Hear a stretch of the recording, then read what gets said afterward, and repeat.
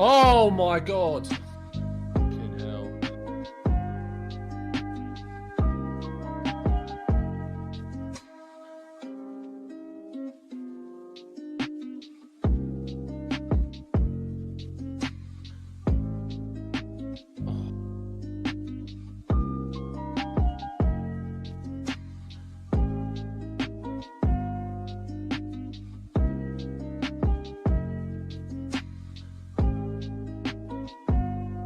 Are you there, Hugh?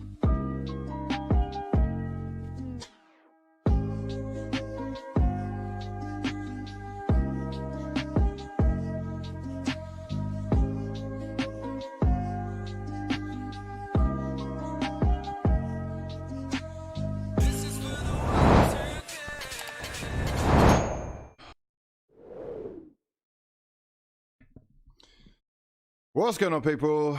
We're back again. Or at least I am. Where's Tom? Yeah, I'm here. Let me just get you up. Hold on a second. The timing could not have been worse on that. Unfortunately, where are you? What's going on? Hold on a second. Yeah, we've had technical difficulties. And obviously, it would be Lamela that has gone and scored the goal. You actually couldn't write it. No, after all that. I mean, the timing was actually fucking impeccable, wasn't it? I mean, genuinely, my computer's frozen. Like as that's happened, we've been dominating the game, 80% possession. They haven't had a single shot. The first shot is the goal. 1-0 down. Talk me through what happened, man. Yeah, just Spurs managed to get some possession on the edge of the box. It kind of falls into from Regular on the left-hand side to Lucas Moura, who takes a bad touch. Lamela then is completely wrong-footed by it, and then just decides to Rabona the ball into the bottom right-hand corner. If you want one way to rub it, the salt in the wounds, there you go. So yeah, I just, oh good God. I mean, we have to be honest. It was quite a special goal. Yeah. You can't take anything away from the quality of that. It was exceptional. Okay, what are we talking about now? Positives, because I hate to say it, but I was happy that Lamela was coming on. Yeah, you and me both, mate. You and me both. But the positives are that Arsenal have dominated the game and that we've created some chances. Just after that, I don't know if you saw it, Cedric hit the post. Yes. And I think the post and the crossbar now as well. Yeah. So as things go, luck-wise, Arsenal again not getting their fair share. Okay, we are 40 minutes into the game. Much love to everyone who is in the stream. As we have dropped, as we dropped out, we are starting again. So I would be, hugely appreciative of anyone that can go and retweet the tweet that I've pinned on Twitter. Is Arsenal with a corner. Saka has won Arsenal corner. 41st minute of the game. Go and share the stream for everyone that has still not realised that we are back. Here is Cedric Suarez on the right-hand side. Arsenal from the corner, going short. Odegaard into Suarez. The first-time cross is not the best connection from Suarez, and it is blocked. Huge challenge from Lamela to take Cedric out of the game. The yellow card. Sure. And he has changed the game, hasn't he, really? Yellow card. That was an amazing tackle, wasn't it? No. Taking him out, has he not? I thought he did, to be fair. No, I'm biased against him now. I just want everything bad to happen to him. Well, look, he has made a serious nuisance of himself from the get-go. He got under Xhaka's skin. He was getting under David Luiz's skin, trying to trip players up, win free kicks, and rile Arsenal players up. And then he scored a Rabona. I mean, oh, dear God. Yeah, you can't write it. I can't believe what I've seen. Okay. Anyways, Smith Rowe. It is 1-0. It is Arsenal on the attack. It is Tierney trying to get the cross in, blocked by Doherty, and Arsenal win themselves another corner. Did you see Mourinho laughing on the sidelines? No, I didn't. I'm glad I didn't. So, oh god, that man. Yeah, it's everything about Spurs. Like, if you wanted to dislike a team anymore, get Mourinho to manage them. It's like just the culmination of all bad things. It's the perfect combination. It is Yeah. the Yep, Lamella cherry on top. yeah, a concoction made in hell. Here is Odegaard with the cross. Doherty heads away only as far as Partey on the sort of edge of the box. Tierney in a centre-back role covering has played it to Cedric. We've gone all the way across to David Luiz, who Up corner if it's going to go out, but it's not. has tried to win the ball high up. He is doing some very brave, risky work. Arsenal have got the ball back with Kieran Tierney in their own half right now and can go again. Only a few minutes before half-time. Let us know your thoughts on the half so far. And much love to everyone who is back in the stream. Apologies for the technical fraudulence. Here is Smith Rowe into Saka. Nice little 1-2. Odegaard flicking the header away from Lacazette and away from the goal as well. And it trickles over the line for a goal kick to Spurs. William Keese is keen to stress that it went through the legs of Partey, by the way. Cardoza says the perfect storm, as it were. And Mr. Mateus saying Tottenham clearly have problems with the Arsenal pace. They need to keep this up. And Nick Parrish says Lamella is bossing, Lacazette is hiding. And Charles Meltzer saying, please never predict things like that again. We're playing great, though. Nailed the post 2 times. We have indeed nailed the post twice. And look, if a couple of inches, and Arsenal are 2 to the goods. Oh, good God. Devastating. Absolutely devastating scenes. However, still 45 minutes at least. Plus whatever's left in this half. We've got Tierney on the left-hand side going past Doherty with ease. He has crossed it low towards Odegaard. Yes! Get a fucking! Let's go! Yeah? Okay then. Okay. We're back. Yeah? We're back. Put some respect on my little Norwegian's name. Smith Rowe, Tierney, and Odegaard with the finish. Arsenal back in this mother, yeah? On Mother's Day. Let's go. Oh, get the fucking. Come on. Tierney with a beautiful low-driven cross. Odegaard, he did just enough, and it's actually come off Alderweireld. But listen, Alderweireld, you're a massive fraud. Oh, you're fraudulent. It's a beautiful little flick from the Belgian centre-back into his own net. I just want to stress, you know how Partey was nutmegged? Oh, Alderweireld, thank you very much, son. What do we think about that then? Oh, how'd you like them apples? Those Norwegian apples. Oh, sensational scenes of glorious emotion as we will have to change the name of the stream. Oh, yeah. My favourite part of the stream when Arsenal score. Oh, yeah. We get to change the scoreline.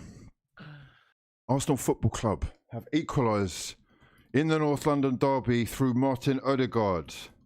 Sensational scenes of glorious emotion as the Dons have woken up. Perhaps that is what Arsenal needed, the little kick up the arse. Martin, all the way from Canada, saying, get in, you frauds. And Arsenal have won themselves another free kick.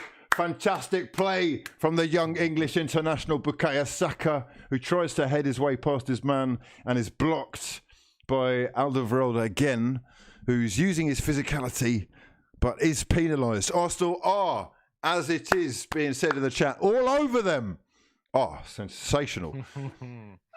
Oh, it's just beautiful, isn't it, to see just a little bit of karma come back. Oh, is this little miserable face from Mourinho there? He just a little bit of cherry on the cake. Perfect. Oh, grumpy Mourinho back in the seat.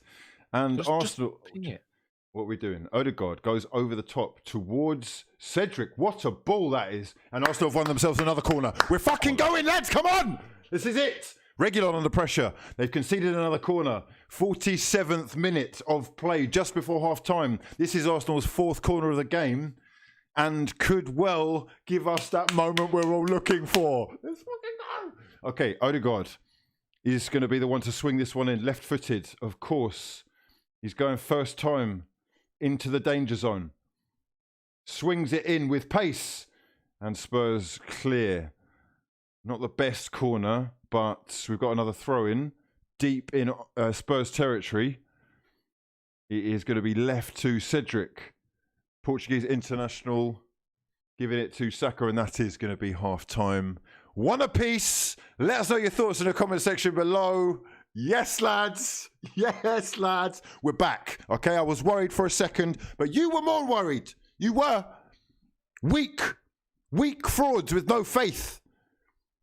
Beautiful. Gather up, Beautiful. garner up all your positive energy. We're going again second half. Let us know your thoughts and predictions or any changes that you would make, Tom. Half time. Yeah, I'd bring Aubameyang on for Lacazette. That's what I do, because he's missing every chance he's getting at the moment. That is a big call that Arteta has made, and as of yet, we may well still get out of it. However, it's not a bad tool to have in your armoury. A little spare Pierre-Emerick on the bench, a hungry Pierre-Emerick Aubameyang, who will be very keen to make up for his mistakes. Yeah, he'll know the seriousness of today. If anything, he will be texting his mum today saying, "Happy Mother's Day, Mum. How you doing? Thanks for everything. I'm here because of you." And she's going to be like, "You're here because of me." No, mate, you're on the fucking bench because of you. You're late. You need to you need to fix up. You're Arsenal skipper. Fresh trims are irrelevant. Look at me. Huh? Do you think what? Why is he worried about trims when it's the North London derby? It's one apiece, thanks to performances from Smith Rowe, Partey, Odegaard.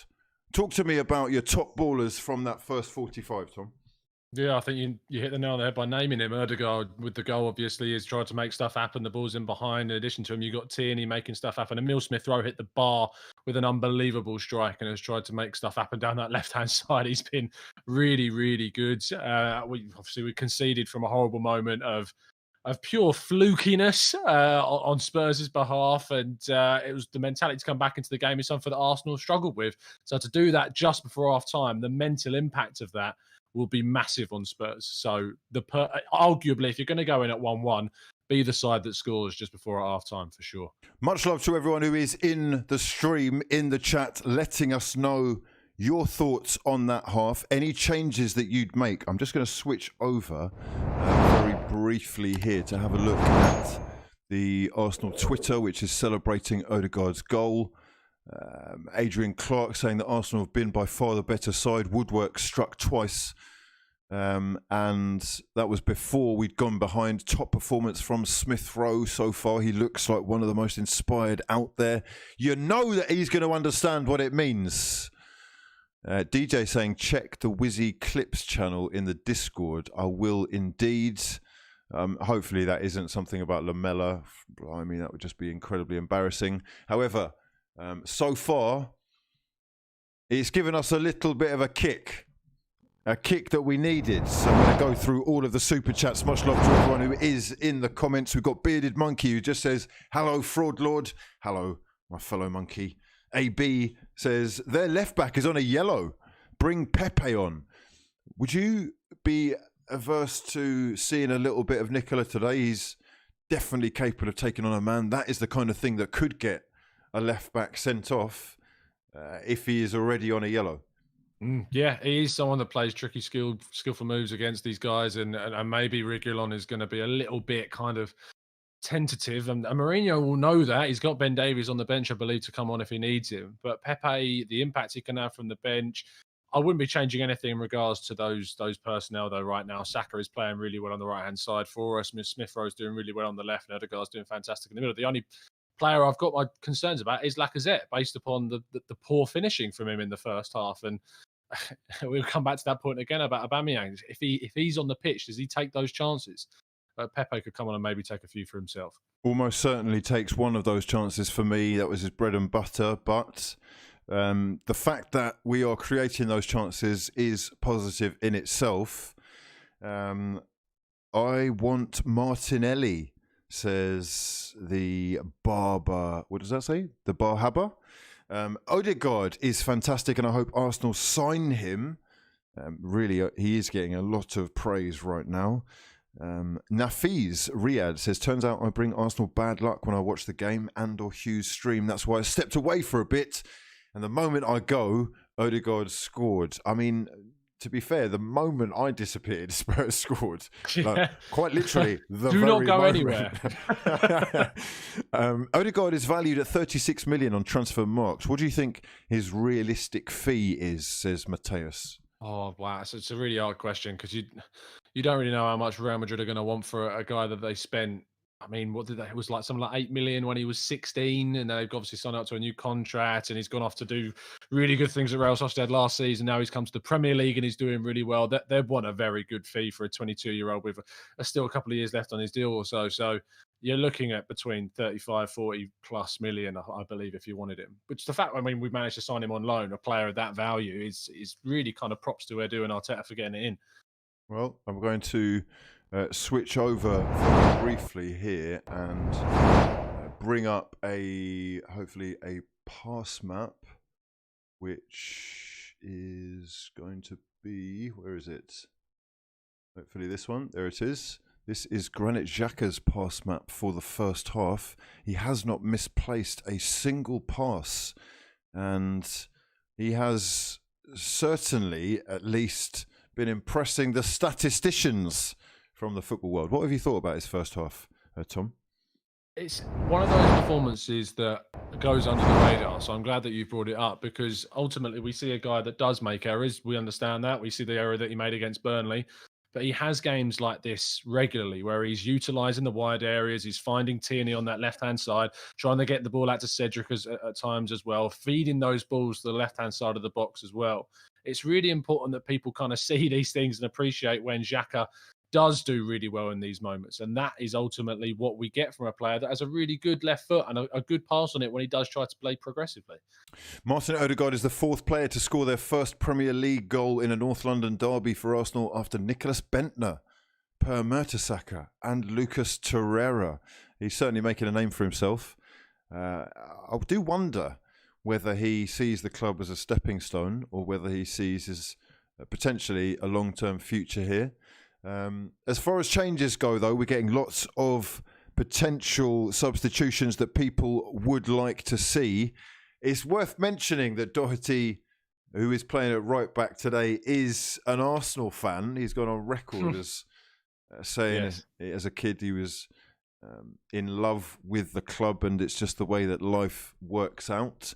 Would you be surprised to see him taken off? It looks like he's playing for us today. Yeah, I mean, the other option is Aurier, who is also an Arsenal fan. So both of their right-back options are Arsenal fans at heart, which is quite funny. He's not the issue, though. Reguilon on the yellow card at the moment has not had the best of games, I don't feel, down that left-hand side. So we're looking at that. What's so funny? I've got Reese West in the chat saying, Xhaka stats, KMT. Mark Edison says, Smith Rowe is your find of the season in a very mediocre season for you. Please, can we have Eddie back next season? Bielsa needs to school him and make him class. You're not the biggest fan of Eddie Nketiah, are you? It's more like I'm not the biggest fan of Eddie Nketiah, Reece Nelson or Joe Willock as a kind of a trio. Like, Arsenal have invested a lot of time into those three that I just feel could have been spent on bringing in either someone else from the youth academy, giving the likes of following Balogun a chance instead of Nketiah when he was coming up. But it's just frustrating that these guys have had so many chances. They've missed them, and we've persisted with them. I'm hoping that now with Willock doing really well on loan at Newcastle, that will boost his price and we can get a good fee for him in the summer. And Nketiah's only got a year left on his deal, so hopefully we can get a good deal for him too. And Reece Nelson's been playing with the under-23s. I mean, Nketiah was playing with the under-23s the other week as well. So the future for them, I think, is beyond the Emirates, and it's hopefully going to be something Arsenal can use to reinvest in the summer. Spectrums is calling out the technical fraudulence and also says the change in mentality in our team has been key, and the way that your streams seem to affect the game is spiritually mad. Listen, Tom, right? We cannot go off air. We cannot go off air the next 45 minutes. It's not on me. Listen, I'm not the one. It's kind of out of my hands. We're in the hands of the football gods or the PC gods. Yeah. One day soon, this won't be an issue, lads. But for now, just keep your fingers crossed because it was actually a very impressive first 45 minutes for me. Arsenal really did take control of the game from the get-go. The bull by the horns, as it were. We're making things happen, or at least trying to. And I tell you what, it is fantastic, obviously, that we've got that goal before half-time because it completely transforms the half-time team talk. But also, they deserve to be in this game, given that 45 minutes. So, you know, if they come out again and give us another like that, I expect us to take all 3 points from this. You've got to think that we come out of a new incentive from that. What has been Arsenal's biggest problem this season, along with, of course, the injuries and issues that we've had, has been the mentality of the team. And when the heads drop after conceding a goal, and we've obviously gone on to lose games through ridiculous scorelines, ridiculous moments, the Wolves game, the Aston Villa game. This game looks and feels different. We've taken that goal, which was a massive sucker punch because Spurs weren't in the game at all. It's a massively fluky goal. And I mean that in the most respectful way to a good finish, but in the context of the game, it comes out of absolutely nowhere from a 1 in a million chance. And Arsenal have come back to claim that equaliser from Erdogan, and hopefully will come out with the incentive of pushing forward to win the game based upon what they've already done. 57% possession, 10 shots, 10 chances created. Spurs have created just the 2 chances, and it is 1 shot on target each, which is slightly slightly deceptive, if only because Smith Rowe and was it Cedric also hit the woodwork. Smith Rowe, that effort, oh mate, if that goes in, his value shoots up by probably about 10 million instantly. Sensational stuff. Sam Tresidder is in the chat and he is a super fraud. He says, smash the like button. Much love to everyone who has exercised those freeloading fraudulent thumbs by clicking the button. It really does help the stream out. Massive appreciation to everyone who's done that. Bree says, is it Bree? I'm going to say Bry. Bry says, Tierney sourcing MFs with middle-aged dad moves. They can't even process that a dude with his shorts at his navel is doing these things to them. His tucked-in style shows discipline, organisation, and how seriously he takes his job. And you and I both know we love him for it, right? We also love the flair players who've got their shirt untucked. If you are capable of going past a player and banging it in from 30, then you can untuck your shirt all day long. Have your collar up if you want. Pink boots, if you like. But if... Trust the process boots. Trust the process boots, if you like, with little minions on, right? Yeah, oh, dear me. However, we also appreciate getting down to work, the nitty-gritty, the grind, and the reason I think that Xhaka's stats, if anything, are so impressive for this half are partially down to Kieran Tierney, his positioning, the amount of times that he is making himself available. You can see if I switch over here that the majority of his passes are actually out to Tierney or just combination play with the young Scottish international. There's a little photo of Lamella's moment of magic. Mauricio Rosero saying, cheers Hugh, what a game. Looking forward to the next For the People podcast, which is out later tonight on the channel. Much love to Mauricio for getting involved. He says, trust the process. Are you trusting of the process? Are you hashtag tucked in gang? Are you a massive fraud who believed that Arsenal weren't even going to stand a chance today? Sam Tresidder is also saying, huge follower of Tom and what he's doing. If you haven't already, go and subscribe to his channel. The links will be in the description box below at the end of the video. Cheers, Sammy boy. William Lundstrup saying, imagine being so deluded that you can't comment when your opponent scores a great goal. Typical, proper deluded Gooner. We've given him his little moment. We showed you a little picture. It was a special goal. He is capable of that. We've seen that before, haven't we? Really? Yeah, he's still a moron. I don't think that changes. Yeah, I don't think that changes the fact that he's an absolute knobhead. But yeah, despite that, Killer saying you should really put the watch on. Okay, right. I will change the title. Tom, talk us through what you would do for this second half.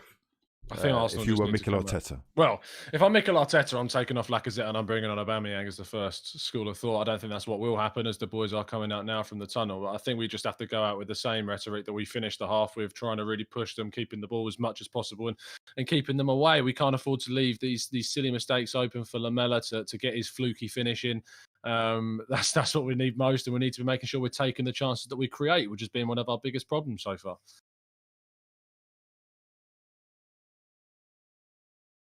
Just seeing another replay here of Lamela's finish. Are you there, Hugh, or have you frozen again? Because we know what happens when you freeze. No. We're here. Chill. Worry me then. I'm like, no, don't start the stream this time. We're just watching that finish. Nicolas Pepe is coming on. Yes! Oh, the sauce! Dr. Sauce has arrived. Yeah. Who is Pepe coming on for? Saka is coming off. Okay, he's coming on for Bukayo Saka. That is interesting.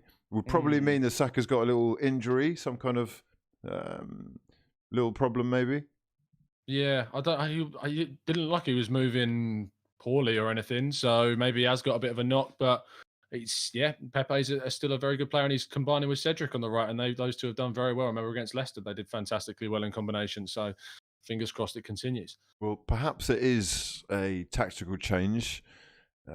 May not have been Regulon. It may be something to do with that.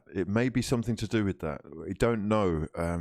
Does look, though, like Arsenal are starting with similar intent. We have kicked off. I'm going in the score up for you there. The time is down there for anyone that wants to line up their stream with us. Much love to everyone who's joined us again on this beautiful Sunday afternoon for the North London derby. Here is Gareth Bale, the Spurs counter-attack. Uses Lucas on the left-hand side. He's found Reguilon. Good attack from Spurs here. Cleared by David Luiz.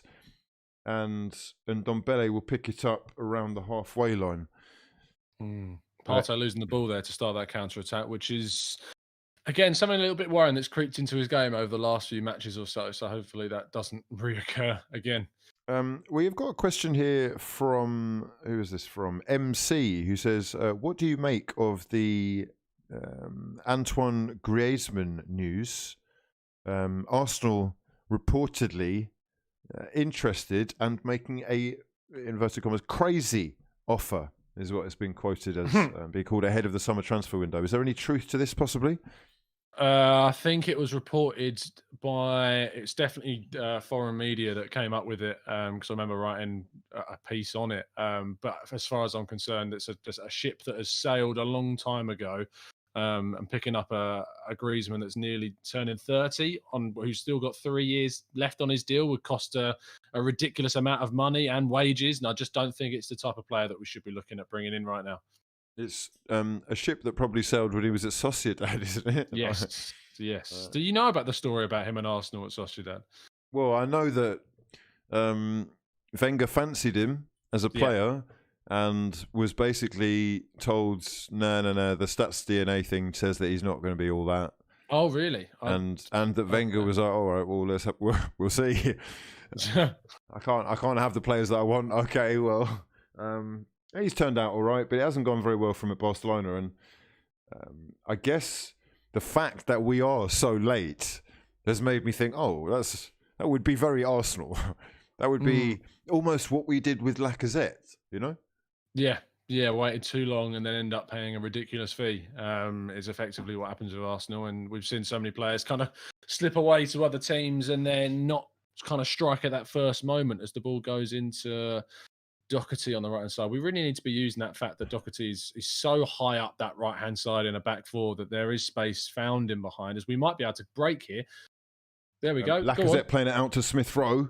Smith Rowe taking on Sanchez. Sanchez actually completely bodies him, and Smith Rowe is now eating grass. 49th minute. I'm looking at the... Is it in the Dropbox? No, it's not in the Dropbox, is it? What's that? DJ, if you put that thing in the Dropbox, I can see it. Because if I'm in the Discord with Tom, I can't go into another Discord section, basically, without kind of going off Tom. Here is Smith Rowe on the left-hand side, putting Højbjerg under pressure. Lloris has only been able to clear. Oh! I think he Lacazette was not awake enough. He wasn't awake enough for that. Tierney has played it straight back into him, and he wasn't expecting it. He didn't react. Poor. I'm just going to run and turn the light on a sec, because I realise I'm pretty dark in here. Yes, you are. What's going on out there, mate? What's electricity bill? He's saving money. Green energy. He says clip section. Okay, let me have a look. I'll have a look. Is he talking about in the Dropbox or in the Discord? Sort by... Let's have a look. One more thing.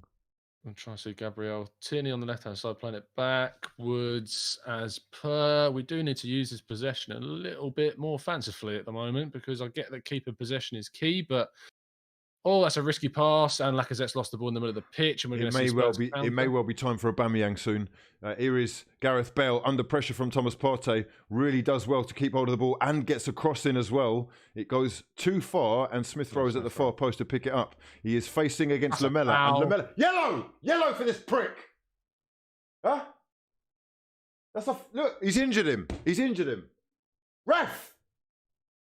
Where's the ref? Lamela he is a problem. He's actually a problem. Surely a yellow card. It's got to be a yellow card. Really good tenacity from Smith Rowe to carry the ball, take it past his man. Nothing. He's been brought down. Doesn't appear to be. Wow. Oh, the Tierney's just laughing with the referee. Okay. Well, yep, no free kick there. It doesn't look like. Bale and Lamela both causing issues of their own. Nick Paris says Lacazette is seriously pissing me off. DJ says that was an obvious referee. And Sandboy says this referee is absolutely effing shit. Mori Memento, is it Aubameyang time, Tom? Yeah, I think we need to be looking at this as Cedric. Oh, we'll take that. Corner. No. I think he's given a foul. Given a foul for a little push in the back from Cedric on Lamela, who Ivan Ardon says Lamela should have been sent off before the goal. I'd agree. Oh, yeah. He had Xhaka up by the throat. He's tripping David Luiz. I do not understand how VAR doesn't get involved when they can see these things happening. Oh, there's a little fraud, the Levy fraud in the crowd in the Emirates. Bald fraudulence. Daniel Levy in the side, watching Spurs trying to put something together in midfield. Højbjerg with a loose touch, and it is picked up by Nicola Pepe, who spreads it wide to Kieran Tierney. Tierney has looked up and he's seen... he saw Nicola Pepe making a nice run, tried to thread it through, intercepted by Davinson Sanchez, though. Good work from Lacazette, hustling back to win the ball. Thank you. And Arsenal have got themselves a throw-in on the right-hand side. 53rd minute. Let us know your thoughts on this one. Mori Memento, I don't really know what you're talking about, if I'm honest. Hammy1703 says, do you think we need to consider investing in a centre forward for next season? Or do you think the club aren't interested, especially after extending Aubameyang's contract? More. The thing about the Aubameyang contract, we've talked about this before, haven't we? We talked about how Pepe's down this right hand side. David Luiz into Pepe on the right hand side. Pepe taking on Reguilon. He's passed back to Cedric Suarez. Suarez goes inside to Odegaard, and that's nonsense. That was an Arsenal throw-in, mate. Nonsense. Odegaard not happy with that decision at all. So, do you think we need to sign a striker? And who do you think that striker is? If so, yeah, we do. I think that we need to move on Lacazette and Nketiah in the summer. My pick is Sevilla's Youssef Nesyri, Moroccan striker. He's probably cost you around £35 million. 23 years old, and he's 6'2" but still quick. Good on the ball, good in the air. Scored a fantastic goal against Dortmund in their second leg. 2 goals, in fact, against Dortmund in that second leg of the Champions League. And he's someone that I definitely think we should go for, and probably will be lots of people going for him in the summer, to be fair. Arsenal back on the ball with Gabriel Magalhaes passing to Odegaard. The triangle completed with David Luiz on the ball, progressing slowly but surely. Passes back to the Norwegian, who swings one over to Smith Rowe in the middle in that number 10 hole. Passes out to Tierney. The crossover is deflected and falls straight into the path of Hugo Lloris, who has punted it clear in search of Harry Kane. David Luiz dealing with it nicely. What's he doing? What is he up to there? Gabriel panicking and hoofing it clear into the air. We've done well, though, to get the ball back on the ground, playing it out to the back with David Luiz combining. Here is Granit Xhaka looking up to find Partey. Arsenal just trying to get control of this game again for this second half of the North London derby. Much love to everyone who's joining us in the stream.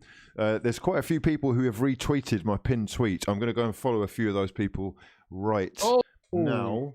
What is going on with this goalkeeper? Incredibly fraudulent from the French captain, Hugo Lloris, who's been forced to clear the ball in panic there. What happened there, Tom? Yeah, Doherty heads the ball back thinking it's going straight to Lloris, but it's just nowhere near him. That's a foul on the edge of the box. Ref! What? Are you serious? Oh, nonsense! Smith Rowe brought down on the edge of the box, no free kick given. And Arsenal are, well, the referee is clearly trying to make this or letting the game run, I guess, making it a physical battle. Here is Thomas Partey, challenged by Ndombele. He's forced to go back to Cedric. Cedric will use the Ghanaian international again, and he's gone this time to Odegaard. Plays it into Lacazette. Oh, a shot from the little Frenchman, forces the save out of Lloris. Good play from Arsenal. We're going, lads. Yeah, it's happening. Here's Odegaard. First touch out of his feet from Lacazette. Pings the shot off. 56th minute, 1 apiece. It's not bad play from Arsenal at the moment. We're really pressuring Spurs into making these little errors and forcing them into the areas they don't want to be in. And hopefully we back 1-2s there between Reguilon and Alderweireld about 5 times there, because they've literally got nowhere to go at the moment. Okay, and I am now currently switching over to see. Thank you. These frauds here. Omizi, Smike, four-heady one. Constantly acting. George Maunders, you're all massive legends. I'll follow a few more of you shortly.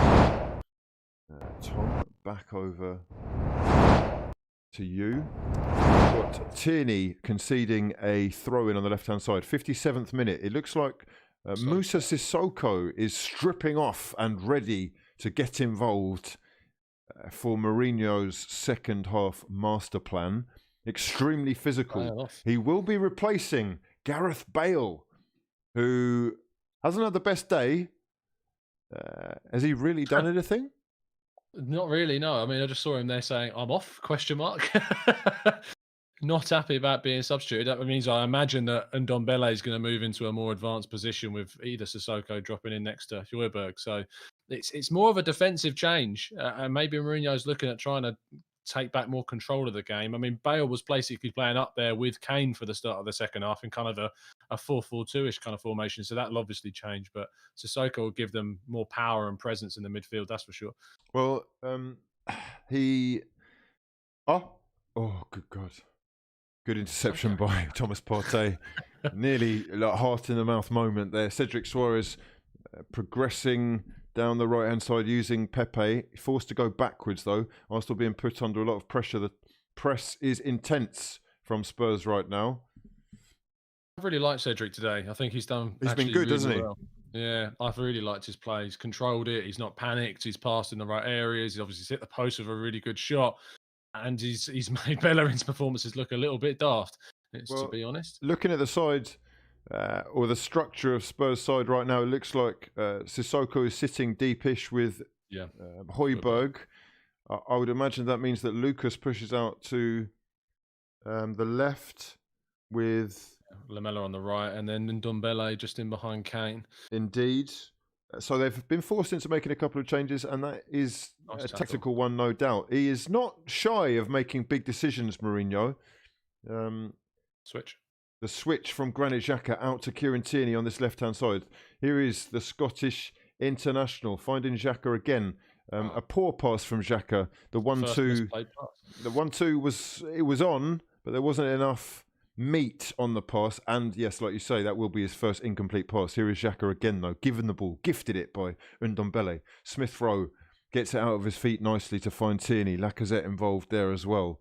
We have got some nice little combination play happening from Arsenal right now. And that is a yellow card, lad. That's a yellow card! No? He's got one more. Dear me. He's got one more. I don't know what he was doing there. He signalled yellow card. Did you see that? Yeah, well, I think he said like one more that he was saying, or Partey was asking for it. But yeah, he's just bodied him there. That's a yellow He's blocked card. him. I don't know how that's not a yellow, really. Here is Pepe, though, on the right-hand side. He is using Odegaard. Odegaard hooks one over, all the way over to the other side towards Kieran Tierney. Tierney cuts back, then onto his left foot and wins Arsenal another corner. Let's go, lads. Yeah? Let's go. Evan McGee saying, Bell, this is why it's important to read before you read them out. Evan Listen, right? Let's do a little game, yeah? If you're a massive fraud in the chat and you want to catch me out so you can clip me, now's your chance. I'm going to be reading lots of comments out. Let's see how good you are. You're all full of it. Yeah? Evan McGee, mate, you're going to have to up your game. The levels have got to be up. You're dealing with an elite mind here, yeah?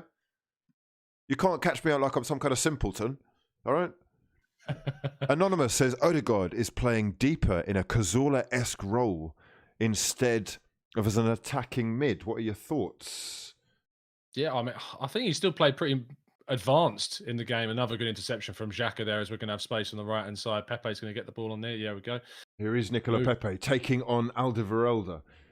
Pepe goes outside to David Luiz in support. David Luiz cuts back. David Luiz has given it back to Pepe, and Pepe didn't really have the space to do much with it. He's had Cedric swings across in, headed away by Sanchez. Arsenal fully in control of this now, creating a lot of openings.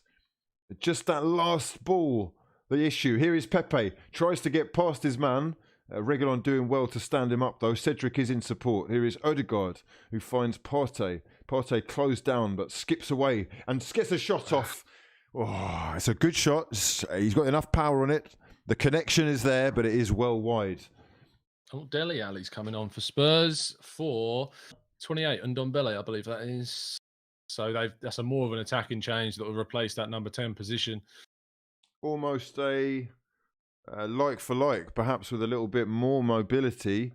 He certainly knows what the North London derby is all about. He'll be aggressive and trying to prove a point to Jose Mourinho. Who is that? Nino, who has just commented, unbelievable, Jeff, the best moment of the stream is gone. No, my son. The best moment of the stream was recorded. And it's coming. And it still hasn't happened yet. Yeah. Let's keep the faith. We move. Noah Wheeler is in the chat. Much love to DJ and all the other fraud gang, certified Donnies and mods who are helping. Oh, what a pass! Oh, Pepe into Lacazette! Oh! Oh! Is that a pen? Ref! Pen! Yes, it's a pen! It's a pen! It's a pen. Oh, no. He's going to do VAR. He's going to do VAR. He's going to do it. Cool. What a ball from Nicola Pepe. An absolutely world-class delivery into Lacazette's feet. Drilled in. The first touch was fine. Oh! He shanked it, but he got fouled. He got fouled. He didn't touch the ball. Surely. He didn't touch the ball at all. That's a foul. That's a pen. That's a pen. That's a pen, ref. There's no excuse. I need a pen. No excuses whatsoever. Oh, my good God. This is it, lads. This is it. This is the biggest decision of our season. Here we go.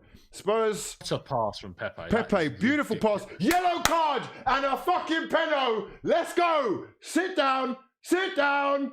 Sit down. Come on. Sit down. Score it now, lads. Oh, lads. Let's get the hype. Let's get the hype going. Here we go, lads. It's win time. W's only. Yeah? How do I do it?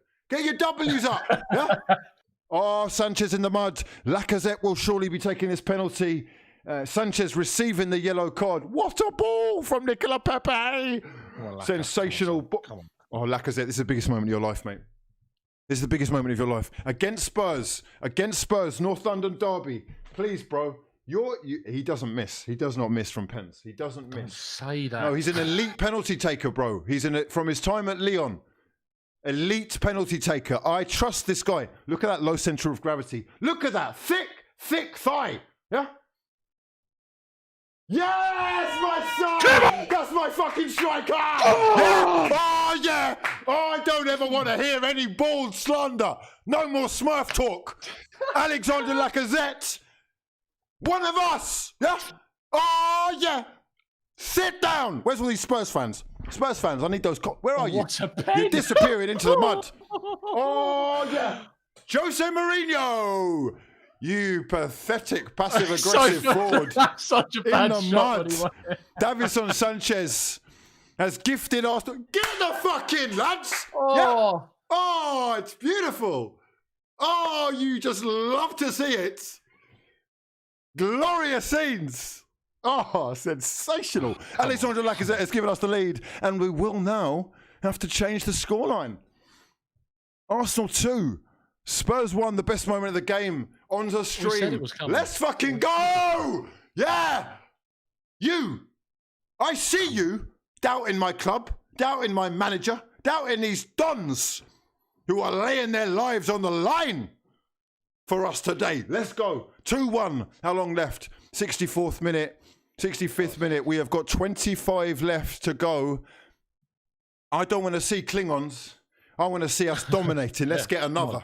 Let's sit these frauds down. St. Tottenham's Day is back on. Oh, yeah. Go on. Oh, sensational. What a ball from Pepe, man. Oh, man. Ridiculous. Wow. Ridiculous. Silly. Oh, tactical Aubameyang's masterclass. up. He's up. He wants to be involved now. He wants to be involved. He's decided he wants to be involved in the glory. No, bro. No, bro. We don't need you right now, bro. Go get another trim while you're waiting. Yeah? Fix it. Fix it. You don't want to turn up for a derby on time. Well done, lads. Come on, lads. Oh, don't fuck this up now, lads. Let's go. Here we go, then. Here we go. Oh, the pressure is going to be on, but we are capable. It's going to be the nerviest 25 minutes of our lives. Lacazette. Come on. Oh, you beautiful, beautiful little French Smurf. Huh? Oh, Ethan saying, respect Mikel, my manager. What a pen. Cool, calm, collected finish. Passed into the bottom of the corner, sending the keeper the wrong way. The other French captain. Oh, sit down. Sit down.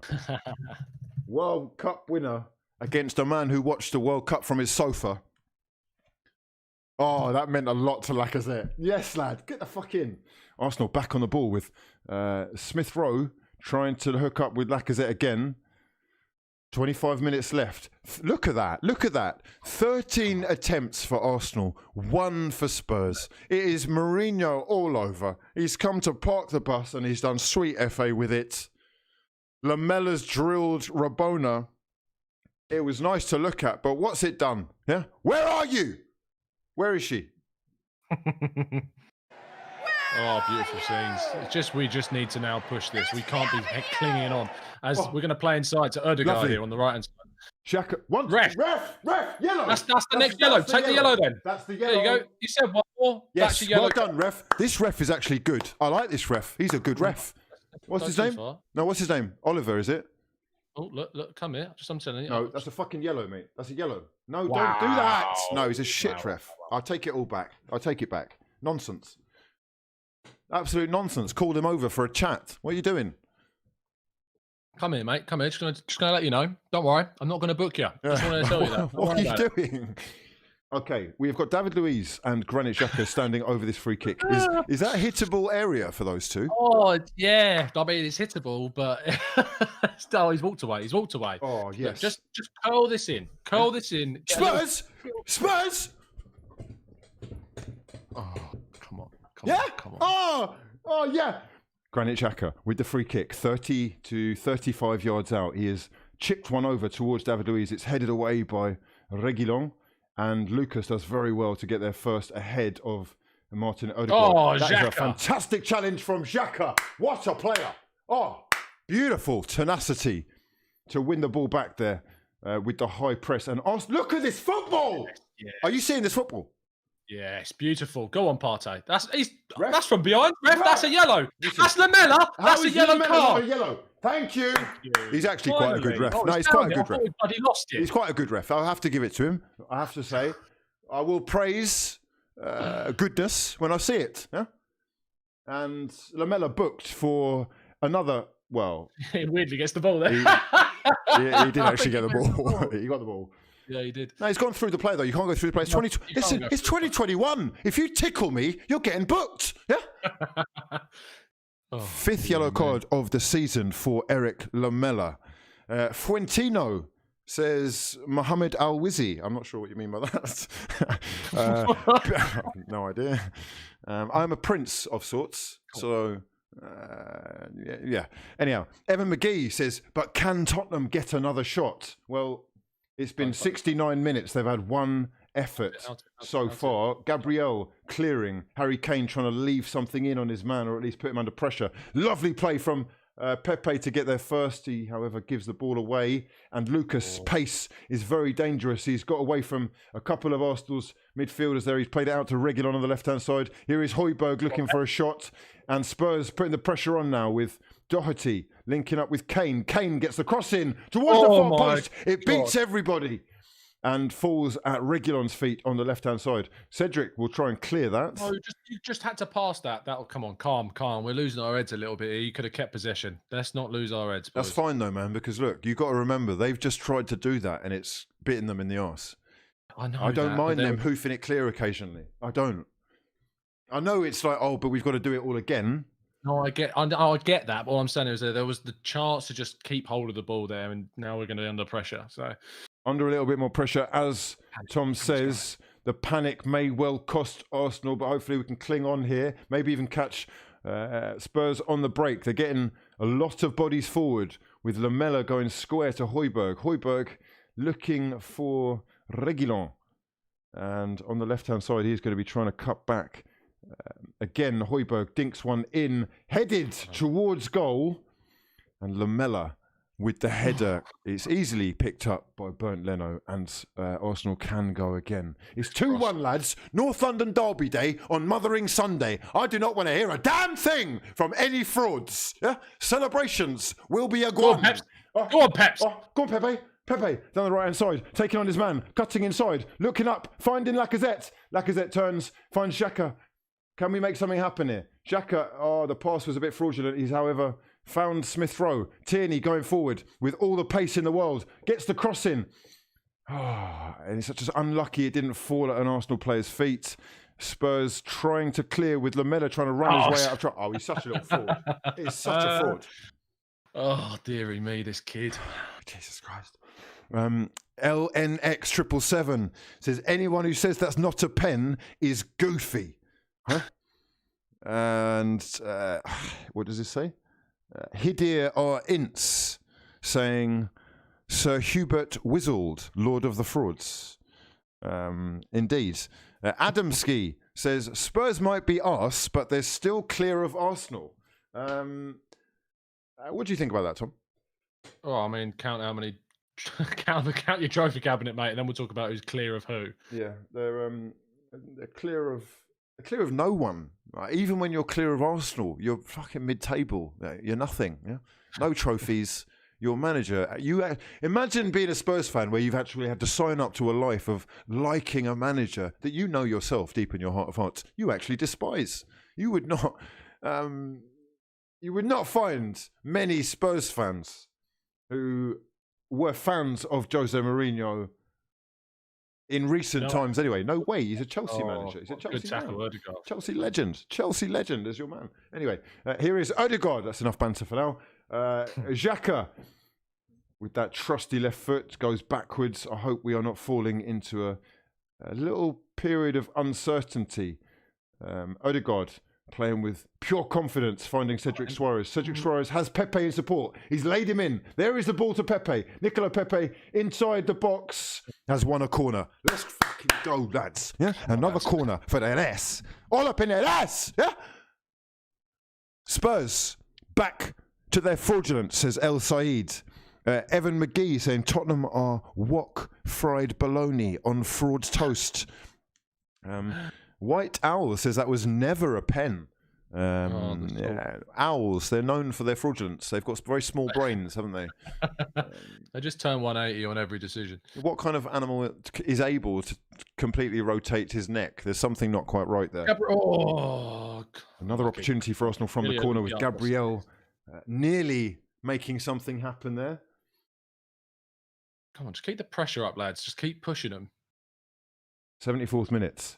Arsenal 2, Spurs 1. Say no, say! Oh, yeah! Oh, mate. We are so close to actually having something to talk about this season. Talk to me about Arsenal. WhatsApp me, please. Today, I want some WhatsApp messages, lads.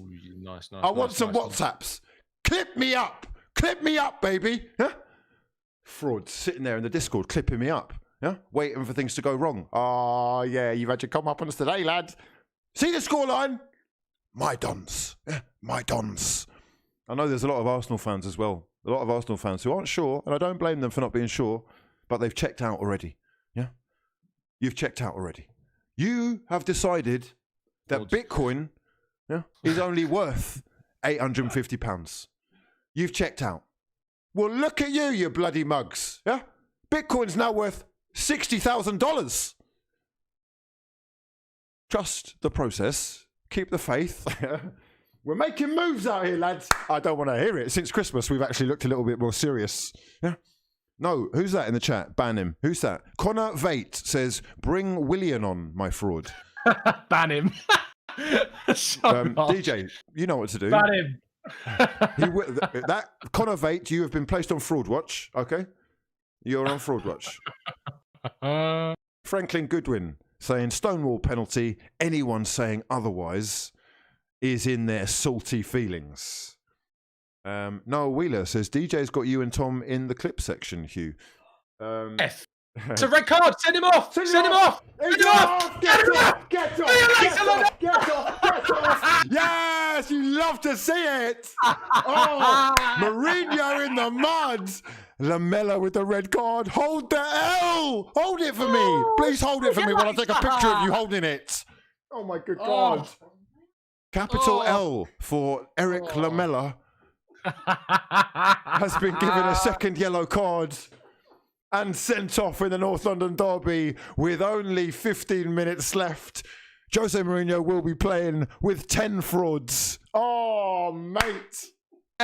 Yeah. Have a nice trip, son. Oh, are they checking it? Is it VR? No. See you later. Bye-bye. Checking what? He's gone. He's gone. Checking if he's a fraud. We've just had news in. He's a fraud. See you later. Mourinho is talking to Moussa Sissoko right now. Obviously, it looks like he is. Oh, it's an elbow in the face of Tierney. Don't ever touch Tierney. You never do that. Never. If you touch Tierney, all right, things happen. Yeah. Glasgow on your back, on your case. Yeah. Tesco frauds. Thousands of Tesco frauds, all chasing after you. Each one with their own sword. Tesco swords. Oh, beautiful. Just every little helps. Just the level of irony. You fucking love to see it. Mourinho is actually suffering right now. It's beautiful to see. Oh no, the fraud's coming on. Oh God. Okay. Smith Rowe off. Willian on. No. Smith Rowe's been excellent. Let's focus on that for the second. A sensational performance from Smith Rowe, and we have 15 minutes left with Willian in his place. Let us know your thoughts. Maybe he is really tired, and maybe that is the best option. Willian has not been that bad recently, Tommy. I know he gets a lot of stick, and he's become a little bit of a meme, but his performances have kind of warranted some minutes at least. Yeah, 4 assists in 4 games. He's been consistently good over the last few performances. 4 assists in 4 games. I mean, Mesut Ozil, you'll never sing that, you know? Maybe never again. Have you seen the way Ozil's going on in Yeah, he's injured now, I think. I know he's injured, but he played about 8 games, no goals, no assists. Yeah. Yeah, no. Yeah, I mean, he was also. Smith Rowe is clear. Willian is quite clearly clear. Yeah. And if we can pull this off with Willian involved, it does something for us. It really does. Maybe will. Oh goodness me! Dele Alli with a lovely scoop turn, nearly getting his way out of a tight space there. Tierney with a very strong challenge, risky, and an even stronger one from Granit Xhaka. Sit down. Oh, that was a world-class challenge. Elite mentality from Xhaka. Marco says Willian goal incoming. Inky Bram says Lamella getting sent off is justice for Martial. Indeed, it is. The petulant slap that he gave Martial really kind of caused that 6-1 defeat. Fatboy SI says, loving this as a Leicester City fan, seeing Tottenham crumble. And we are loving it ourselves. Jesus. Thank you. 12 minutes left. Cling on job now, lads. Cling on job. Let's just be very sensible about what we're doing. Leno rolls it out to Thomas Partey. 12 minutes of normal time for Arsenal to get through. Tierney, what are you doing? Jesus Christ. We've had a little bit of a brain malfunction there from Tierney. It's almost like he left the ball behind there. A really poor touch that nearly caused a little bit of a problem. Willian doing very well with Thomas Partey winning the ball back. Breathe. Woosa. Everybody breathe, okay? Everybody be calm. Everybody stay calm. Here is Harry Kane swinging across in towards the far post. Granit Xhaka is doing his best to get there first, and he has done. Jesus Christ. Granit Xhaka just won a foot race. He has got there ahead of his man. It's all kicking off for Arsenal. It's all happening. Go on, Peps. Do him. Skin him. Go on, Nicola. Go on. Nicola taking on Alderweireld. Alderweireld does well to get a foot in and wins the ball back. Pepe racing back to get into position. 10 or so minutes left, Tom. Man, just need to, as you say, this is a cling-on job now. We had the moment where maybe we could go and try and get the third, but just play safe. Keep the ball as best you can. Don't make any mistakes. Move forward with the play. This is huge. If we can get this, it would be no Unai Emery, Arsene Wenger could not beat Jose Mourinho in the league, but Mikel Arteta has the chance today. And it would be a fantastic, fantastic achievement to do that. Oh, what are we doing? However, Thomas Partey has just passed the ball 30 yards back towards his own corner flag, and he has gifted Spurs a corner. 81st minute, questionable decisions there from whoever else was involved there. I'm not sure what Partey was doing or who he was aiming for. Perhaps David Luiz was the target. He definitely didn't reach the target. It is a corner to Spurs. Lucas is going to take this corner. The Brazilian swinging it in from the right-hand side, and it beats everybody. Fucking hell. Oh, Jesus Christ. Willian, coffee and heart palpitations. It's an interesting choice. It's really a high-octane, high-pressure one, this one. And Arsenal on the break with Odegaard spreading it wide for Nicola Pepe. Go on, my son, Pepe, who is taking on Reguilon. Cuts inside to find Odegaard. Odegaard had the ball stuck in amongst his feet for a second. Has found Nicola Pepe, who goes back to Partey. Partey out wide to Cedric. Not the best pass from Partey, whose confidence seems to be down at the moment. A few loose touches. Lacazette, desperate. Oh, he is going to be I reckon he's going to be the most desperate for Arsenal not to screw this up. He wants to have that winner.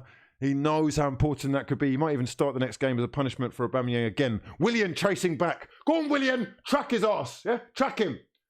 Lucas taking on Granit Xhaka. Skips past. Good tackle. He's giving him a yellow. I don't believe it. Did he take the ball? That looked like a good challenge from Xhaka.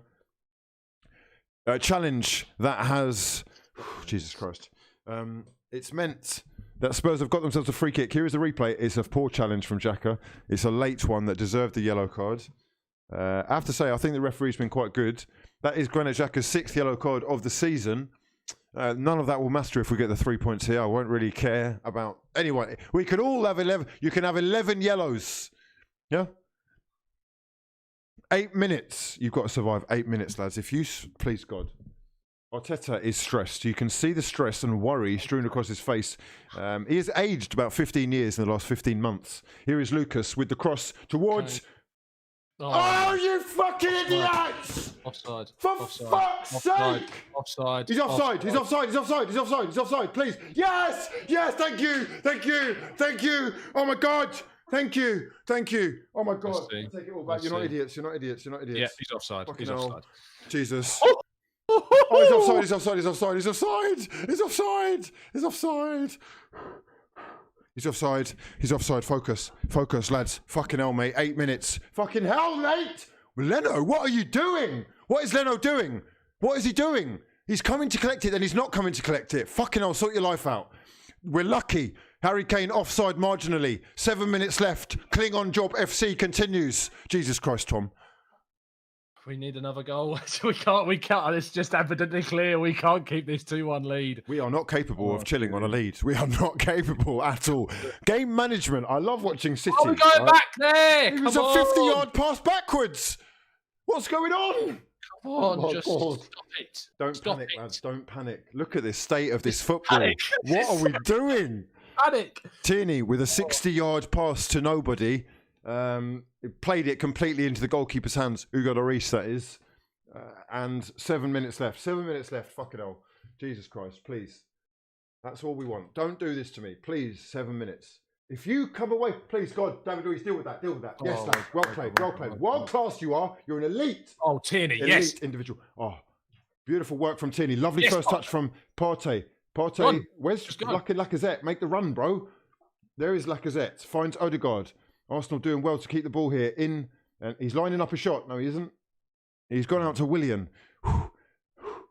Here is Odegaard again. 6 minutes left. Arsenal doing their best to try. Why are we fucking going backwards? Jesus Christ! Oh, stop it! Oh my God, what the fuck? Please. He's hoofed it clear again. No, this is ridiculous. We're genuinely in their final third, and we have decided the best option is to pass it backwards and then hoof it all the way to the keeper. Lads, composure, chill, relax, tranquillo. Huh? Oh my good God. D. Cunningham says Wenger beat Jose's United May 2017 2-0. In the league.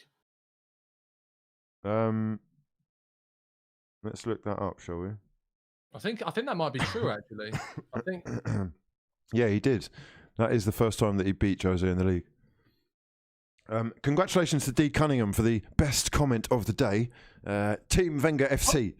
We are alive and kicking. That can't be true, can it? That can't be true because last time we won at Old Trafford was 2006, before Arteta won at Old Trafford. Are you questioning D. Cunningham's statistical knowledge? What? That can't be in the league. If it was a home win, then that's fine. But if it was at Old Trafford, it was a home win, yeah. Yeah, so yeah, it's different. Are we going to allow him? We'll allow him. 13th of March.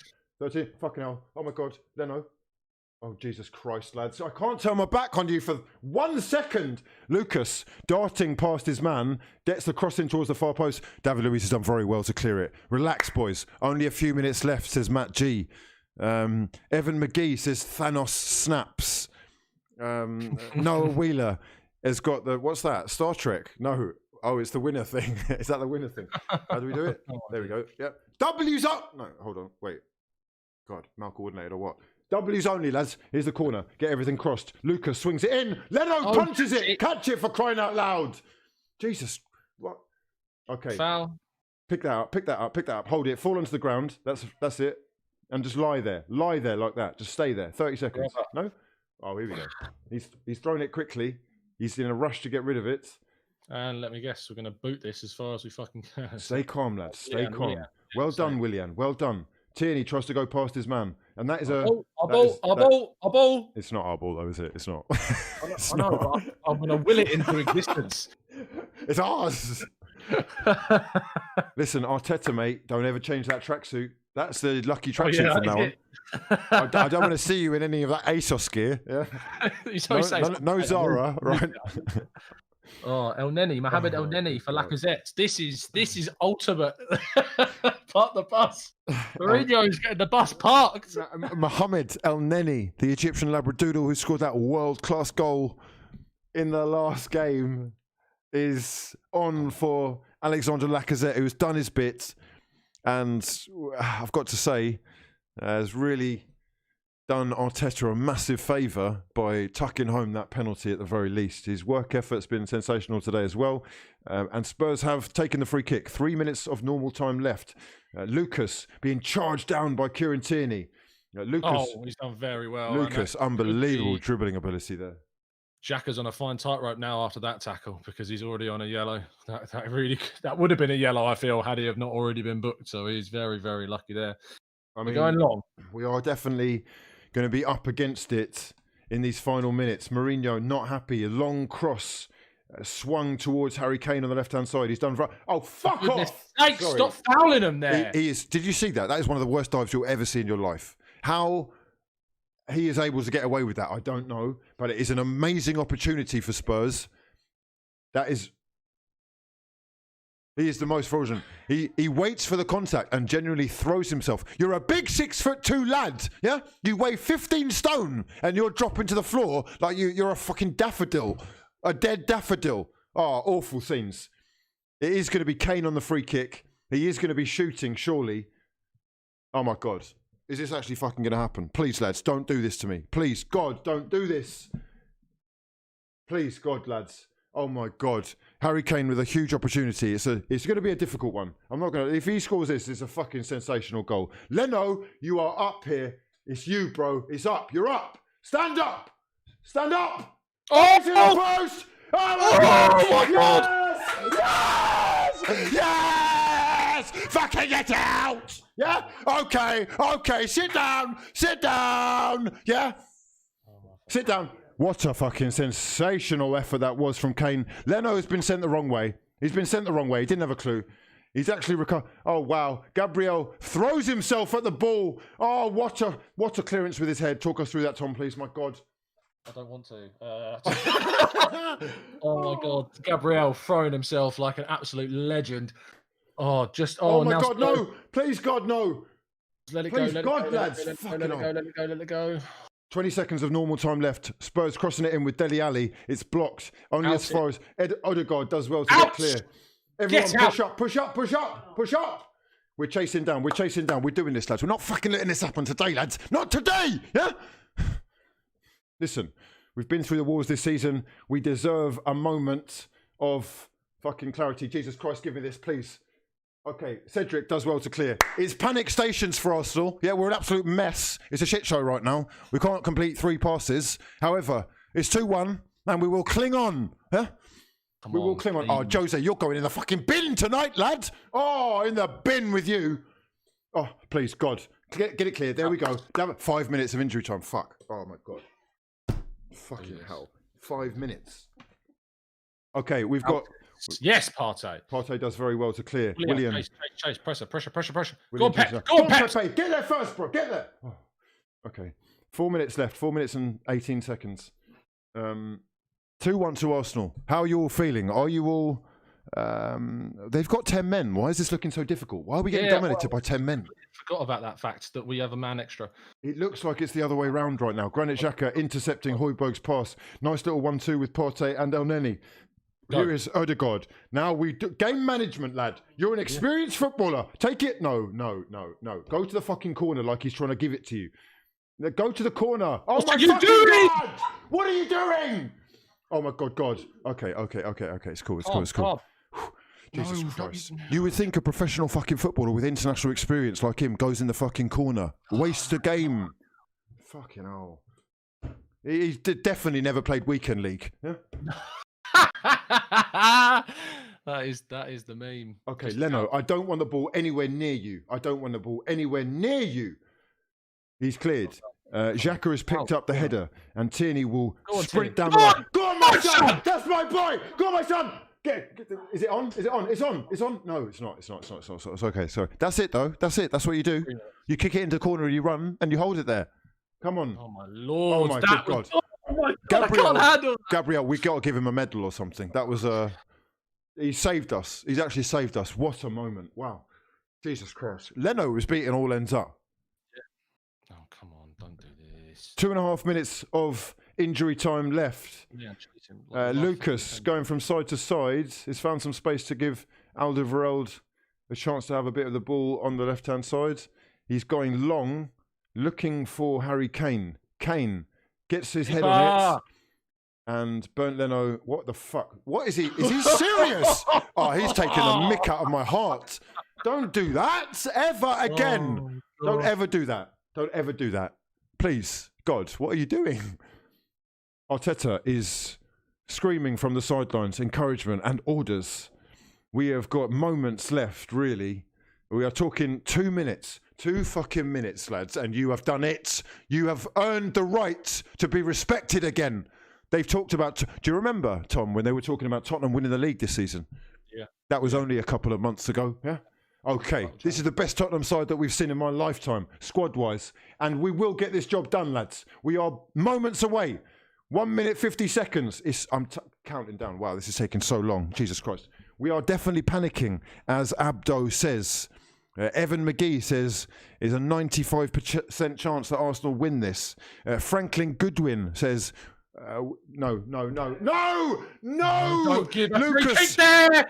Oh my God! Lucas has burst through and Arsenal have conceded a free kick just outside the edge of the box. This is a more dangerous opportunity for Spurs than the Kane one where he's just hit the post. And we may well be fucking this up. Are you serious? Oh, why did Partey's an absolute mare this game? He really, really has not had the best of games. He did not need to do that. Gabriel and Partey there. Oh God, Gabriel has basically jumped in to try and take the ball away from the oncoming Lucas, and in the process, he has gifted Spurs probably their best opportunity of the game. This is a clear-cut opportunity as far as I'm concerned. It's almost like a penalty for a guy who's good at free kicks, and the connection is going to be good. Oh, mate, fucking hell, I swear to God, please, God. This is it. There's 30 seconds left in the game. There's 30 seconds left in the game. Spurs in the fucking mud, please, in the mud. Stay in the mud! Kane steps up. He's got Reguilon there as well. It's going to be fucking Kane.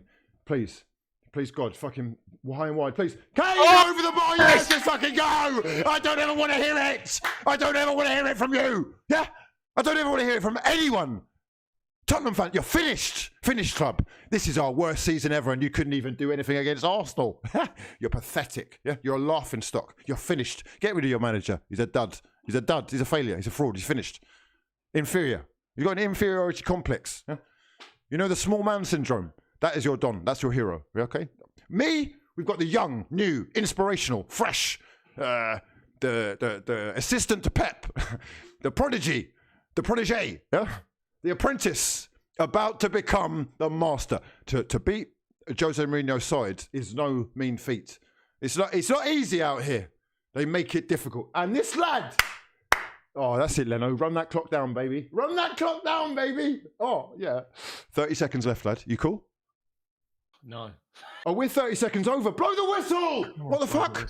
The thing's gone. It's over. What are we playing for? That's it! Come on! Get a fucking... Yeah? Come on! Oh, yeah! Yes! Oh. You thought you had a chance, didn't you? You actually thought you had a chance.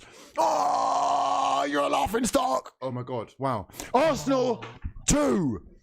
Spurs 1. Yeah. Say it again with me. Arsenal 2. Tottenham 1. Oh, Arsenal 2. Spurs 1.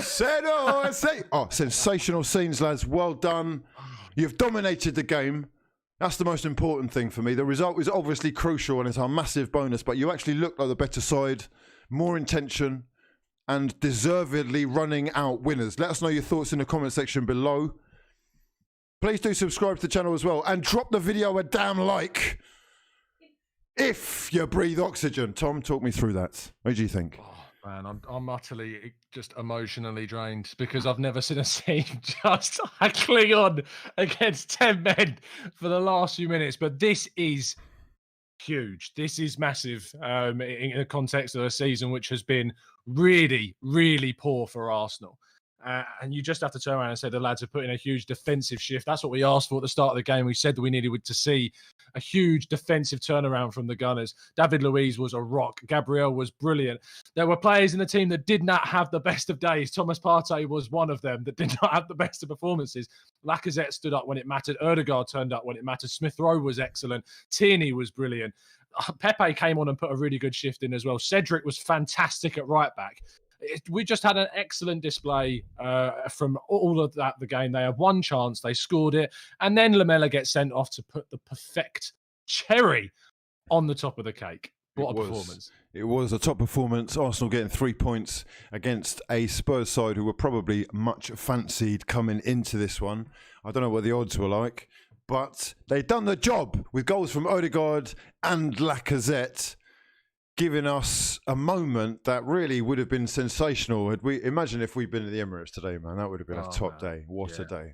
We've had that stolen from us, but hopefully people have enjoyed a little bit of an escape on the stream. Tom, you're going to love you. and leave you for now. Thanks so much for joining us again. The luck continues. The run goes on. We've got a sensational record, mate. Yeah, it's perfect. I'll see you on Thursday as we look to progress into the quarterfinals. It gives you confidence if we play Spurs, of course, in that tournament as well. Really good, fantastic display. Absolute pleasure as always, mate. I'll speak to you soon. Biggest game of the season. Biggest game. Next week. See you soon, fella. Fantastic. Much love to Mr. Tom Canton. Now, if anyone does want to get on the phone lines, we are going to be doing a special celebratory early afternoon fraudulence whilst we kind of have Manchester United against West Ham United in the background. Join me. Let's talk Arsenal. Yeah? Let's talk. Let's talk about the display that we have just seen. Let's talk about the importance of those 3 points for the Ars, for Mikel Arteta, for the confidence. What does this mean for Aubameyang going forward? Is he going to be... I'd imagine he'd be fuming with himself after missing out on that kind of win. Let's have a look at some statistics for today. First things first, we are going to... let's just switch over here. We're going to have a look at the expected goals. I know not everybody is a fan of expected goals. The system in itself is questionable.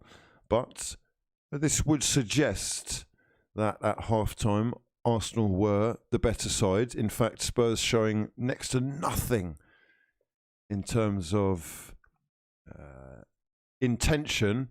And that has stayed true to form. That...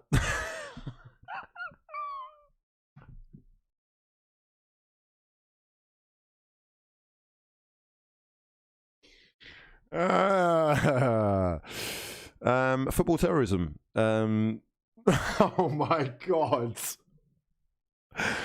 The greatest threat to world peace, the oppression of Jose Ball. Are you seeing this? Oh my good God. Yes, he is a dangerous man for the integrity of the beautiful game. And today he has been put in his rightful place by the more progressive thinking man. That much is clear from at least the expected goals tallied. Are you seeing that? Oh my God. Football Twitter is unbelievable. Let's have a look at the statistics from the game. We have got real... I guess it really evened itself out with Spurs balancing the possession in the second half, even though they did have 10 men.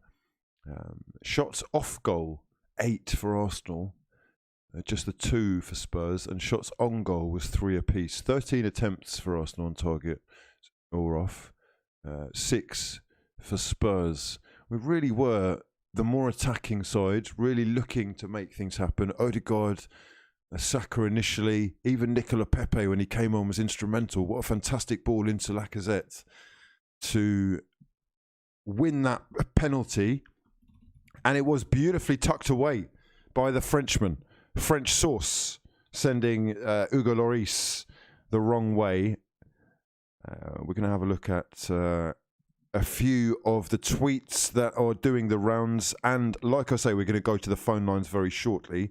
I think Odegaard is already posting pictures of himself from the game. I'm so happy that he is fully invested, it looks like, fully invested at the club already. I don't know if you've seen his responses or reactions post-match. A couple of the times he really shows true emotion, dropping to his knees, and looked hungry to make things happen again. He'll be buoyed on by the fact that he scored that brilliant long-range effort in the Europa League. And I really like him in and around the box. He's able to pick out good passes. He's got an eye for creating things, making things happen in the final third, and that is something that Arsenal have been lacking for a minute. Hopefully it is going to be made a long-term thing. On the flip side, as Lewis McLean has said, it really has been an impressive showing today from Smith Rowe as well. He's very young, and I think was even written off by a few people because of the amount of trust that Arteta put in him. His efforts today were noticeable. He is very, very skilled on the ball. And he was so unlucky not to actually score a wonder goal, which clipped the crossbar, or actually hit the crossbar full on and had the keeper completely beaten all ends up. A sensational effort. And yeah, really happy with what we've seen from him so far this season. He has certainly been one of the reasons, I think, that we were able to clear, Ozil and the like off the books. He's taken the opportunity that he's been given, and you've got to love it. 3 points in the bag. A first goal for Arsenal on Thursday for Odegaard, who was named Norwegian captain on Friday, and now he's got his first Premier League goal. So a fantastic week for him. And for all the Wenger lovers out there, or the people that appreciate what Wenger did for the club, here's a nice stat. Wenger's record of Premier League wins is intact. He has more Premier League wins than Tottenham do. And the reason that is so special, or such a good statistic, is because Spurs as a club have played 276 games more than Wenger was in charge at Arsenal. So it took Wenger and Arsenal 476 games to get those wins. 276 wins or games less than it did Spurs. Basically, yeah, you're in the mud. Small club. Your whole club is smaller than one of our managers. Oh, you love to see it. Oh, sit down. Sit down. I don't want to hear it. Let's have a look at the Premier League table and how much closer that has put Arsenal to Spurs. 41 points. We are now almost officially certified free of relegation worries. 40 points is usually the kind of safety number, isn't it? 41 points means that we are now 4 points behind Spurs. Okay. We are also 10 points behind top four. 10 points off top four, lads, with 10 games left. Crazier things have happened. I'm not going to suggest that that's happening, but it feels good to get the 3 points today. What a win for the boys. They've done themselves and us proud. Now, let's switch over to the Discord and just have a little goosey gander and see who is in the chat. We've got a few frauds in the building. DJ, do you want to serve us up with a next up in the unmuted section so that people know what's going on, or so that they're ready? That would be fantastic. Much love to everyone who is in the chat. If you're new to the stream, please do smash the hell out of the like button. Go and retweet my pinned tweet as well if you're looking for a follow back. And if you're looking to win yourself a £50 Amazon gift card, go and follow FTP Pod on Instagram. That will be the next video coming out later tonight.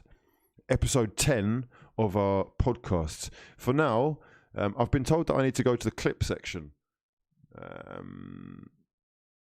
The clips section. What's this all about here? These have music on, so maybe don't play it for the stream. Okay, right, well, what is this? I'm worried about what this is. I won't play those on the stream right now, but I can see that there have been new clips made. If you are up for, or making the clips, or you make the clips, then put them into the Discord. They'll all be going onto the TikTok / another clips channel, which is in the process of being started. I know that people have been asking for basically me to upload shorter videos and or clips, so we are on the case. Anyhow, much love to everyone who's joined us. We're going to go to the live call-in part of the show now. This is early afternoon or early evening fraudulence for all people who are used to late night fraudulence. I'm going to spin the wheel here, and I'm going to go straight to Chef Beck, who it might actually be Chef Betch. I can't remember. We'll find out shortly, though, because he is live and exclusive on the earliest evening of fraudulences. Chef, you're live. How you doing, my friend? I am fucking so happy, mate. Let's go! Oh yeah! Oh yeah! Talk to me. What was that like for you? Because it was nervy, wasn't it? Has he gone? Where is he? Chef? Hold on a second. I think I've unplugged him. Oh, there he is. You're back. You're back. Talk to me. I pulled my mic out in excitement there. I thought I'd done my headphones as well. Listen, that was a nervy finish, but a top performance. It was mad. They went 1-0 up. I thought that's it. Here we go again. Because I'm used to Mourinho's, the going 1-0 up, like strangling the game, and then them just, and then they score when we start, getting a run together. Oh God, I'm exhausted, mate. It really does take it out of you, doesn't it? That was 90 minutes of pure pain. But the thing is, the way that we've dominated that game means we deserve to win, and anything but 3 points would have been a fraudulent result. I think it was a very professional. I know that sounds such a stupid thing to say, but professional performance. Mm. I really feel like there were moments in that game which we kind of went, we're gonna hold back a bit, and then we're gonna go, and it worked really well. Some teams I find it doesn't work with, but I think I can't believe I'm going to say this because I'm not the biggest Arteta fan. I'm not going to lie, but I think he knew what he was doing today. Okay, well, you may not be the biggest Arteta fan. I totally understand people who've been questioning it, but I mean, we can't have asked for anything more today. Is that about the fact that Mourinho's happy to sit back and let things happen? Or is that actually today he's outclassed a really top manager? Mourinho is a dead manager, man. Let's be honest. Come on, he's not the look. Right, this isn't. Look at his the grey hairs are struggling with him. He's having a bad time.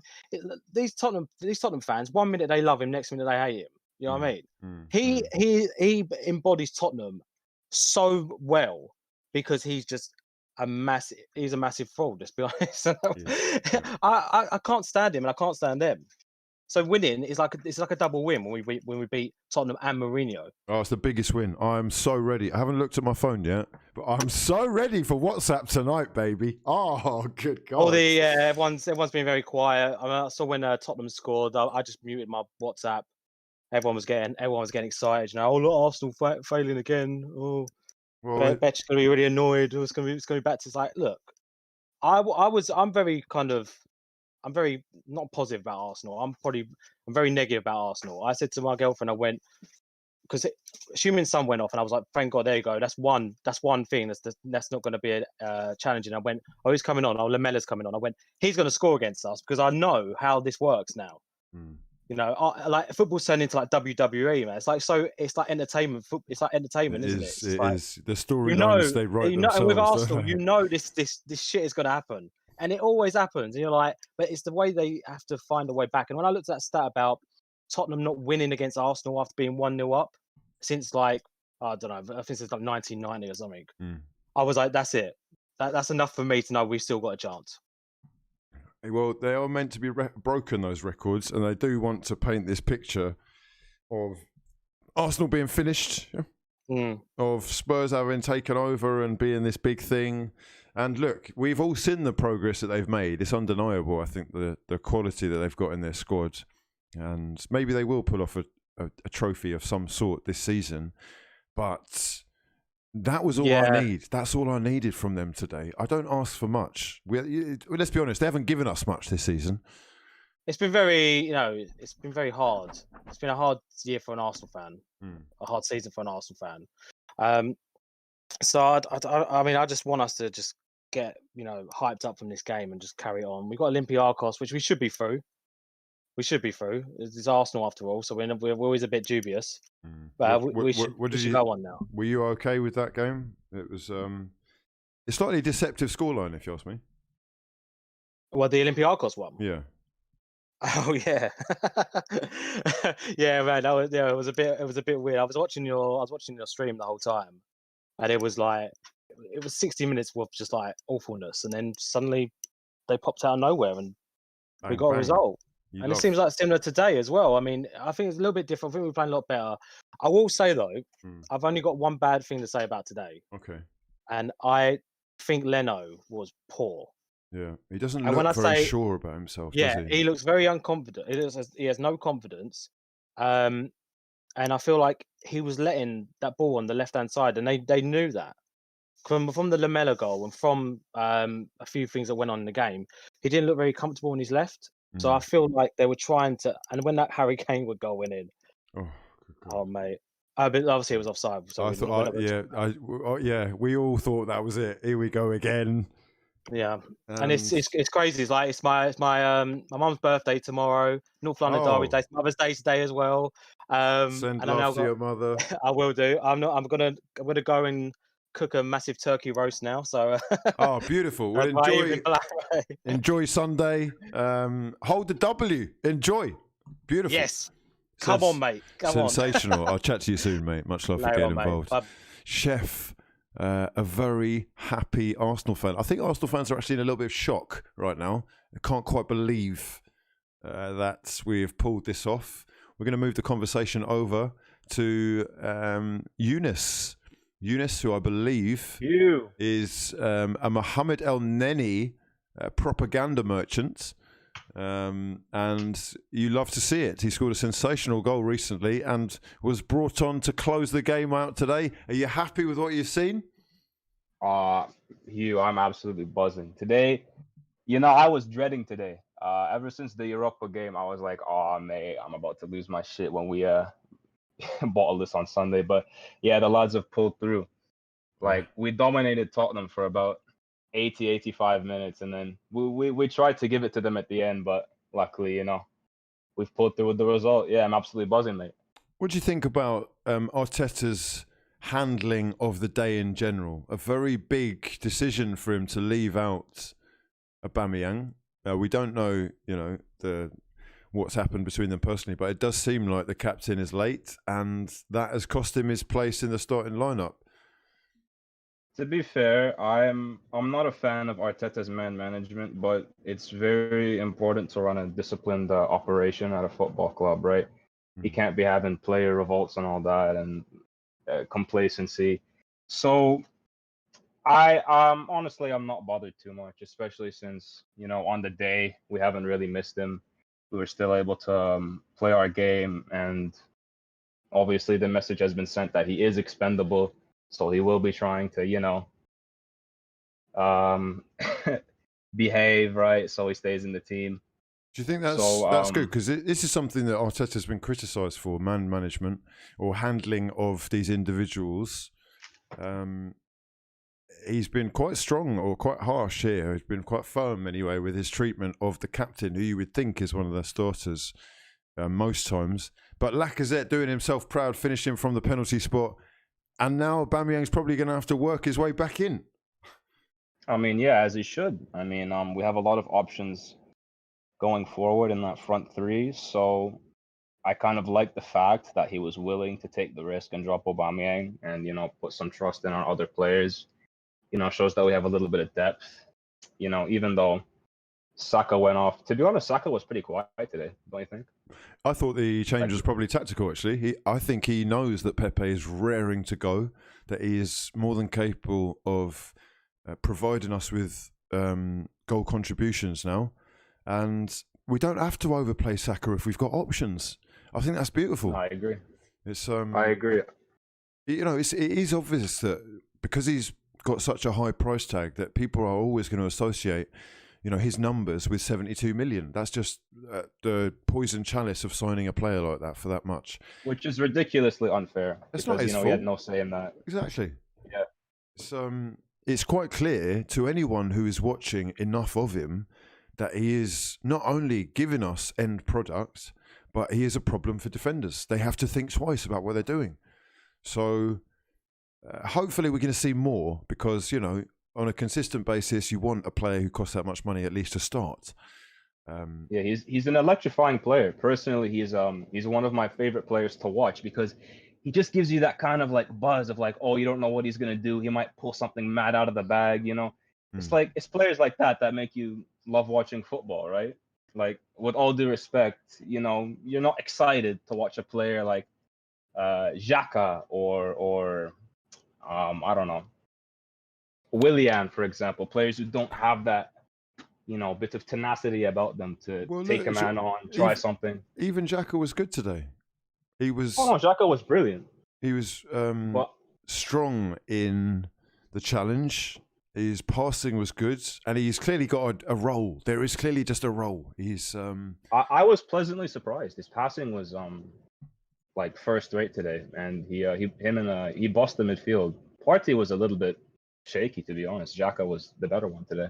He was indeed not Partey's finest hour, but you know he makes himself a problem in the middle, and you know hopefully this is the beginning of a little run that Arsenal can put together. They should take a lot of confidence from this win.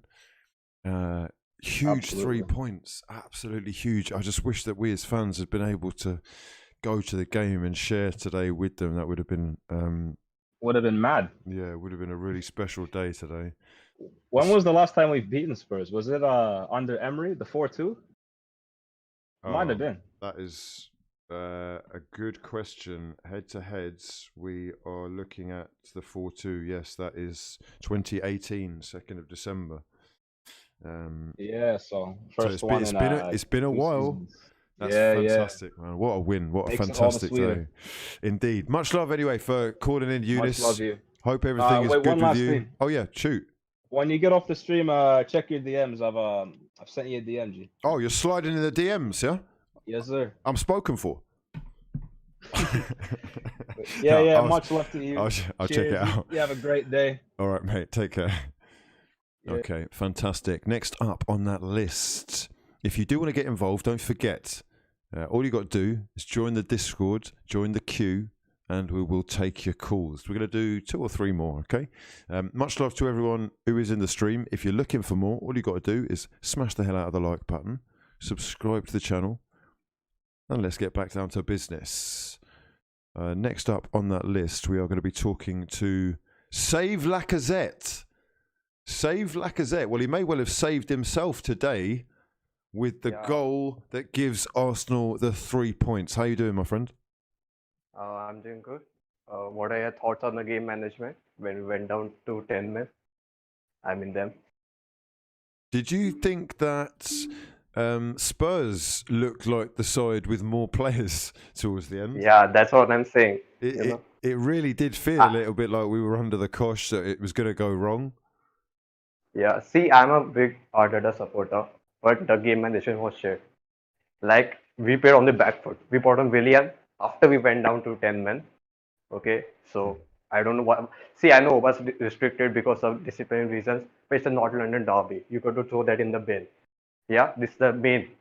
We have lost the season. Season is dead. This is the game. And you're deciding to bring on Willian instead of Oba. Well, I don't know what to say, man. Well, look, man, the first thing to say is that he has been justified in his decisions by getting the win. That much we have to agree on. We were lucky, okay? Kane hit the post. Gabriel saved him. Gabriel sacrificed himself for a goal. No, hold on. But then Smith Rowe hit the crossbar and Suarez hit the post as well. It could have been 4-2. I'll give you 4-2. 4-3. 4-3. I'll give you 4-3. Is it 2018? Yeah, is it 2018? 4-2. Oh no. It's 2021. Yeah. I did. See, Willian. See, I thought we brought in Willian to take the ball to the corner, stop playing them like fluid football, which they don't do anyways because they are managed by Mourinho. But still, they were doing it after they went to 10 men. I don't know how that guy's brain works. It is interesting. Some questionable decisions, and Mikel Arteta won't be everyone's cup of tea, full stop. Even if he does get us wins in the North London derby, even if he does beat Mourinho for the first time in God knows how long, you know. Yeah, that's a big one. The only thing Wenger cannot do. And he's done it in what? 1 year? 1.5 year? Well, hold on a second. No, Wenger did do it. He did do it in the end. It just Yeah. took him till 2019 to do Yeah, it. okay. Let's chill Yeah, out. Chill out. okay. That is my bad. Your profile So name now, is Save Lacazette. Can you explain why? and he explained himself. I don't need to explain anything. Oh, He won the penalty. He scored the penalty. Okay. My guy's on fire, okay? Stop playing Willian and start Lacazette. See? Give him a contract. Give him 5 years. Play till he's 38. Oh, okay. Massive fraud. Ronaldo scored a hat-trick today. I can tell that you're a member of the fraud gang, my son. Listen, much love for calling in. It's nice to hear Arsenal fans all over the world in good spirits. I hope you, I know it's a stressful one still, but I hope you can enjoy this and take some confidence from it going forward. Thanks. Yeah. Looking forward to the United West Ham match. Yes, indeed. Yes, indeed. What time have we Who do you got think gonna win? Any that? prediction? I'm hoping West Ham can pull off a shock, and Who? You want them to finish above us? I'd just love the best to see London club. I'd love to see. Oh no, wait, is Lingard not able to play? Oh yeah, it's on loan, right? I can't play. Oh, that is devastating. He's on fantasy team, yeah. That is actually devastating because I thought that might be the storyline, the narrative for tonight. I wonder how they'll do without him. But yes, anyway, that will be a good one. I will be watching. Much love for getting involved, bro. You're an absolute hero. Thanks again. Hopes he comes on it again soon. Save Lacazette season is in full swing. Yo. Let's talk to JVHD. How you doing, my friend? My guy, what are you saying, man? Loving that picture. He's got his profile picture is of Bukayo Saka holding the Ballon d'Or. Of course. It may well happen one day soon with the way that he's been going on. What did you think about today? That guy's a baller, man. That guy's an actual baller. I just want to say one thing, yeah? Shoot. Well, the first thing, bro, Mourinho is such a dead manager. Bro, like, fam, last 10, 15 games, yeah? We've made some dumb mistakes, yeah? Teams are just pressing us. How many times did we get pressed that game? Like, in the last 10 minutes, they were 2-1 down, yeah, with 10 men. That's when they're pressing. And that's when Party bugs out and gives the corner away. It's very, very interesting to see the effort and the way that Spurs were able to make so much happen in the last 10 minutes. Given the way that Mourinho approached the game beforehand. But we know that's what he's like. He just needs to hang in there with a chance of making... Even towards the end of the game, they're still in it. Exactly, man. But, like, all he had to do was press our defense, yeah, and we were going to make a mistake. Like, every game, we've given, like, 1 or 2 mistakes away. Just dumb mistakes. And credit to Tottenham, their attackers are lethal. They're going to score if they got half the chances as Olympiacos got, bro, we would have been finished. But, yeah, man. I'm actually gassed. Are you a fan of what Arteta is doing right now, or? Yeah, 100%. I think like the only thing I'm baffed about is like Martinelli. I don't get what's going on with him. I think Lacazette should start a few more games as well, because that guy's hold-up play is immense. Like I feel like if Oba started that game, yeah, we wouldn't have as much control as we did. Because even on that left-hand side, even when we play him, he doesn't hold the ball up well. Like you saw in the game, Smith Rowe, whenever he got the ball, it stuck to him, and we were able to expose Doherty. I don't think maybe Oba could have done it. I don't know, but yeah, I'm a fan of Arteta though, 100%. Well, he's made a couple of interesting decisions today as far as the lineup goes. A lot of people have been saying that Hector Bellerin's time at the club may well be coming to an end. Do you think that Cedric Suarez was good enough today to warrant holding down that starting place?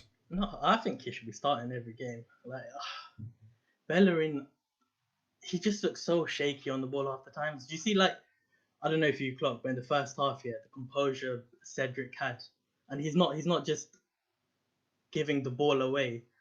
Like he's not kicking it away, and he has a good touch. I think Bellerin's touch is so poor, and even his pace. Like before, you could say Bellerin's got the pace, but now I'm not even sure about that. Well, he definitely had the crossing today. Cedric. He's got a little bit of a whip on his cross that is just a level above what Bellerin's got in his locker. And defensively, looks to be handling things quite well.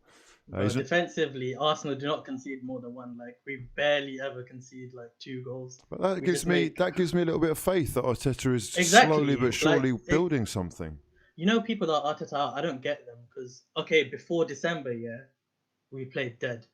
Like, it was just hard to watch us play. It was actually depressing. But since then, since like Smith Rowe came in, we've actually had an identity. Even the games we've lost the Wolves games, like, we've had chances, and it's not like we're playing bad. Even Tottenham were never gonna show up and like play a good game. Even last time when they beat us, they had like 2 counter attacks and they scored.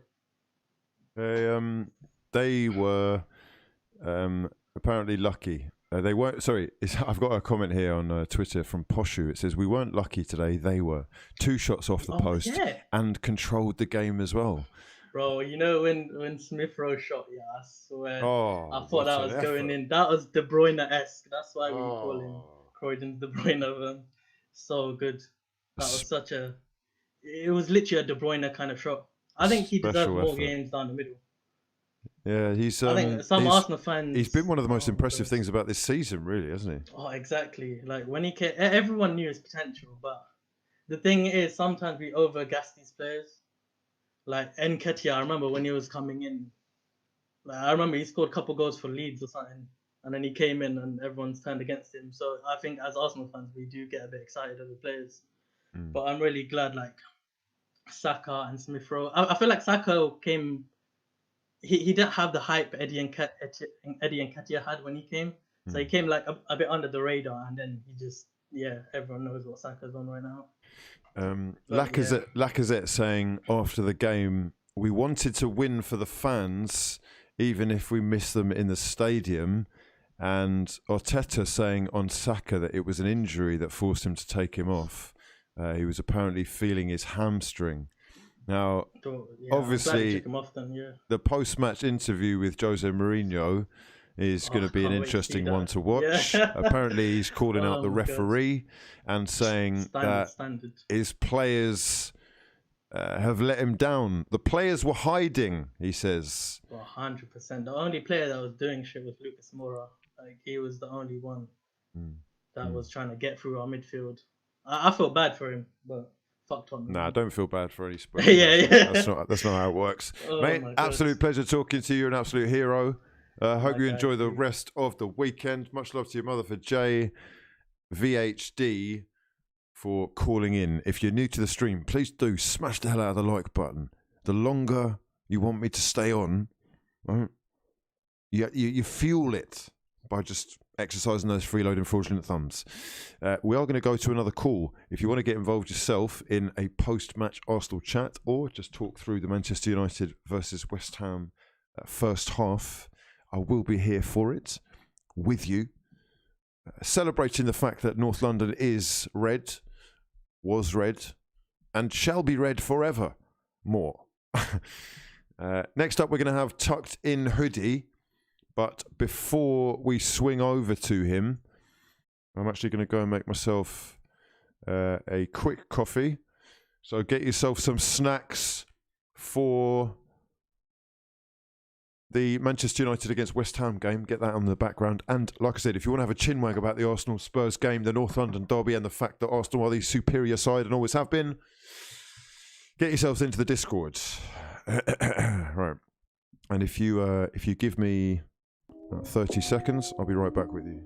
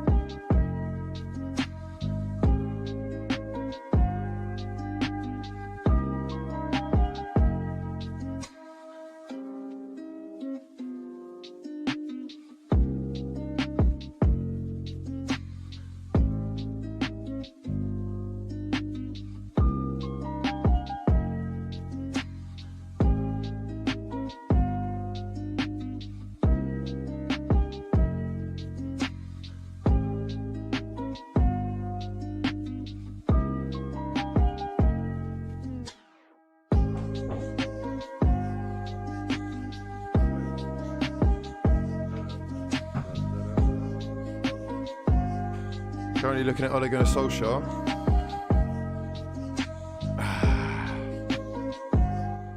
Doing his pre-match interview. Nick says, time to write that essay. Pleasure talking to you all. Nick's, mate, good luck.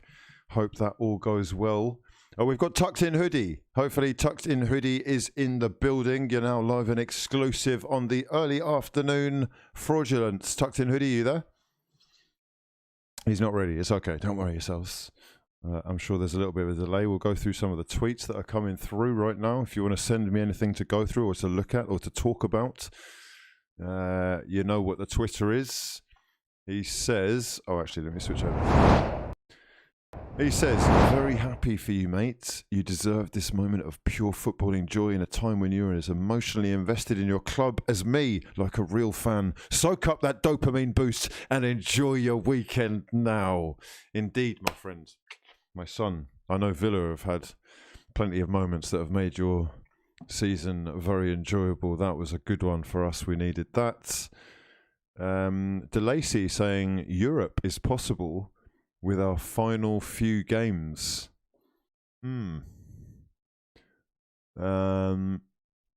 West Ham, Liverpool, Sheffield United, Fulham, Everton, Newcastle, West Brom, Chelsea, Palace, Brighton. Hello. Oh, we're coming for that top four. Let's not jinx anything. What's this? John Cross saying, what's he saying? Can't see what he's saying here, can we? So, can we get him in shot? John, what are you saying, mate? Oh, there you are. The pen will be the big talking point. The ref gave it. You can still foul after the ball had gone.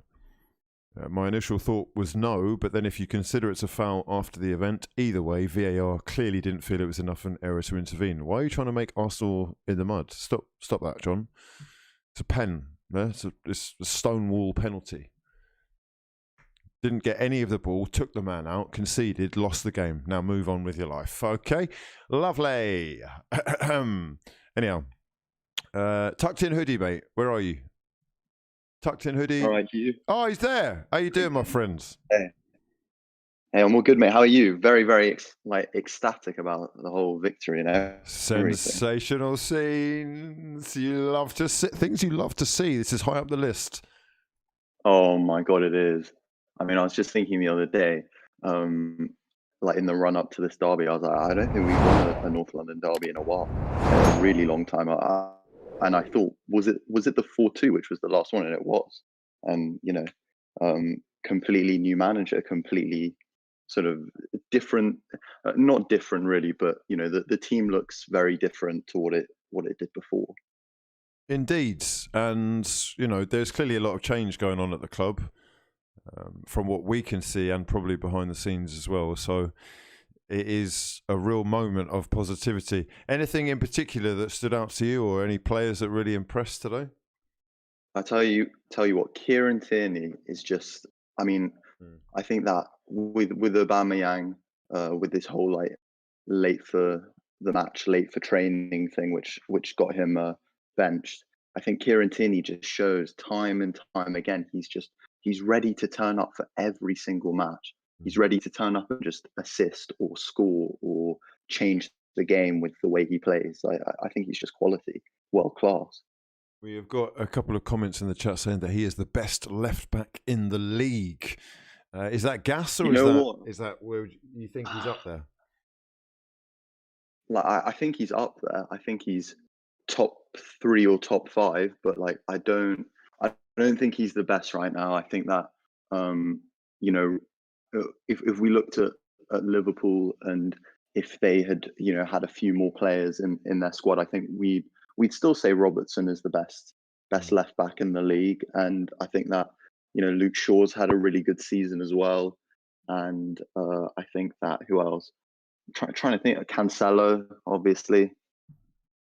They're probably the best right now, I think.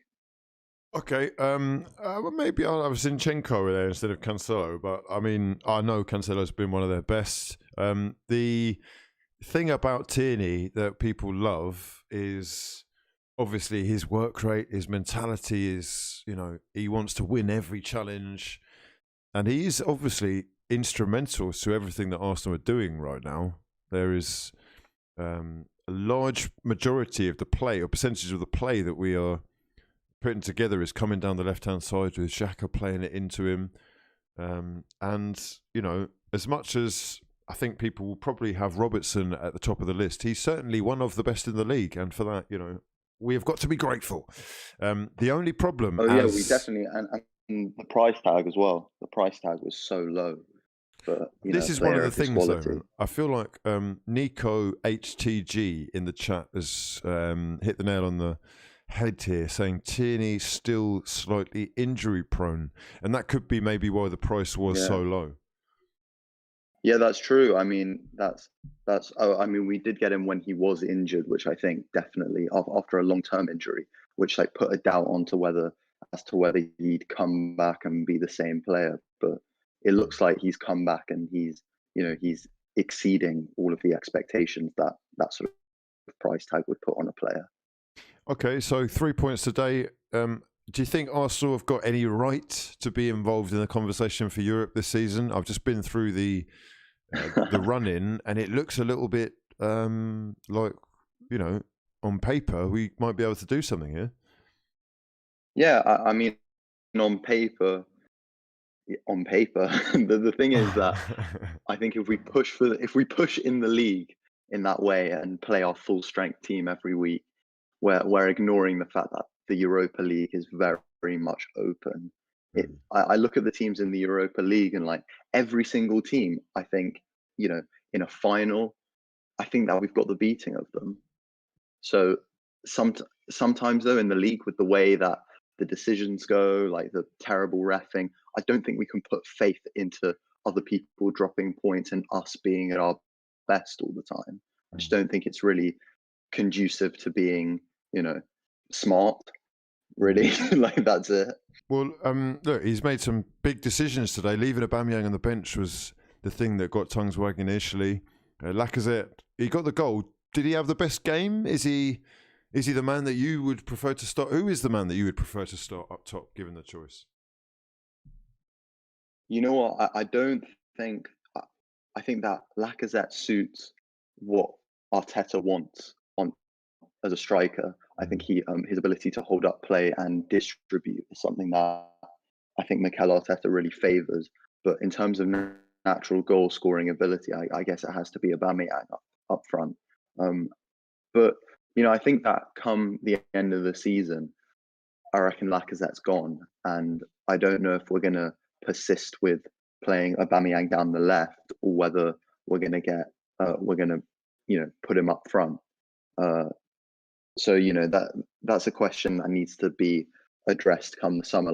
If we get a new striker, are we just playing Aubameyang down the left and getting a sort of striker that can distribute and hold up play more? But what do you think?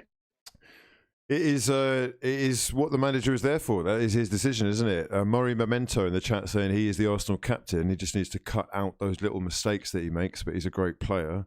And also saying it depends on the opponent a lot of the time as well.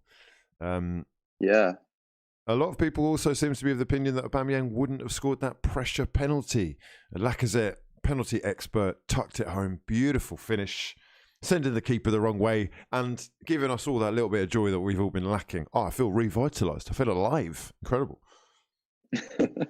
Oh my God. I mean, it's the same with me as well, because it's just that the questions keep being raised all the time. Are Arsenal getting pushed out by Spurs? Is North London slowly changing in which club is the dominant one? And it's I look at us, I look at our team, and I look at the potential for the team and the potential for our manager, and I think that we're still edging it. We're still edging it out. We're still the more exciting and the club that I think you expect to do more. Spurs is just they're just notorious bottle jobs, and they're never going to get past that ever. I don't think it's just something that's ingrained in their culture, which just like to say that to all the Spurs fans as well. Yeah, let them know, mate. Losing and bottling it is ingrained in your whole culture, and you haven't won a trophy for 12 years, and that's okay because you're not expected to. No one in the league expects you to win anything. So yeah, it's beautifully said. Absolute hero, tucked in hoodie. Much love for getting involved. Yes, mate. Call us again on a late night fraudulence, and we will talk through where we're at. Enjoy the win. Beautiful scenes of glorious emotion. We're going to go to Arteta's son next. I'm presuming that Arteta's son is an Arsenal fan. How you doing, my fraudulent friend? I mean, couldn't be doing any better after this game. Sensational feeling, isn't it?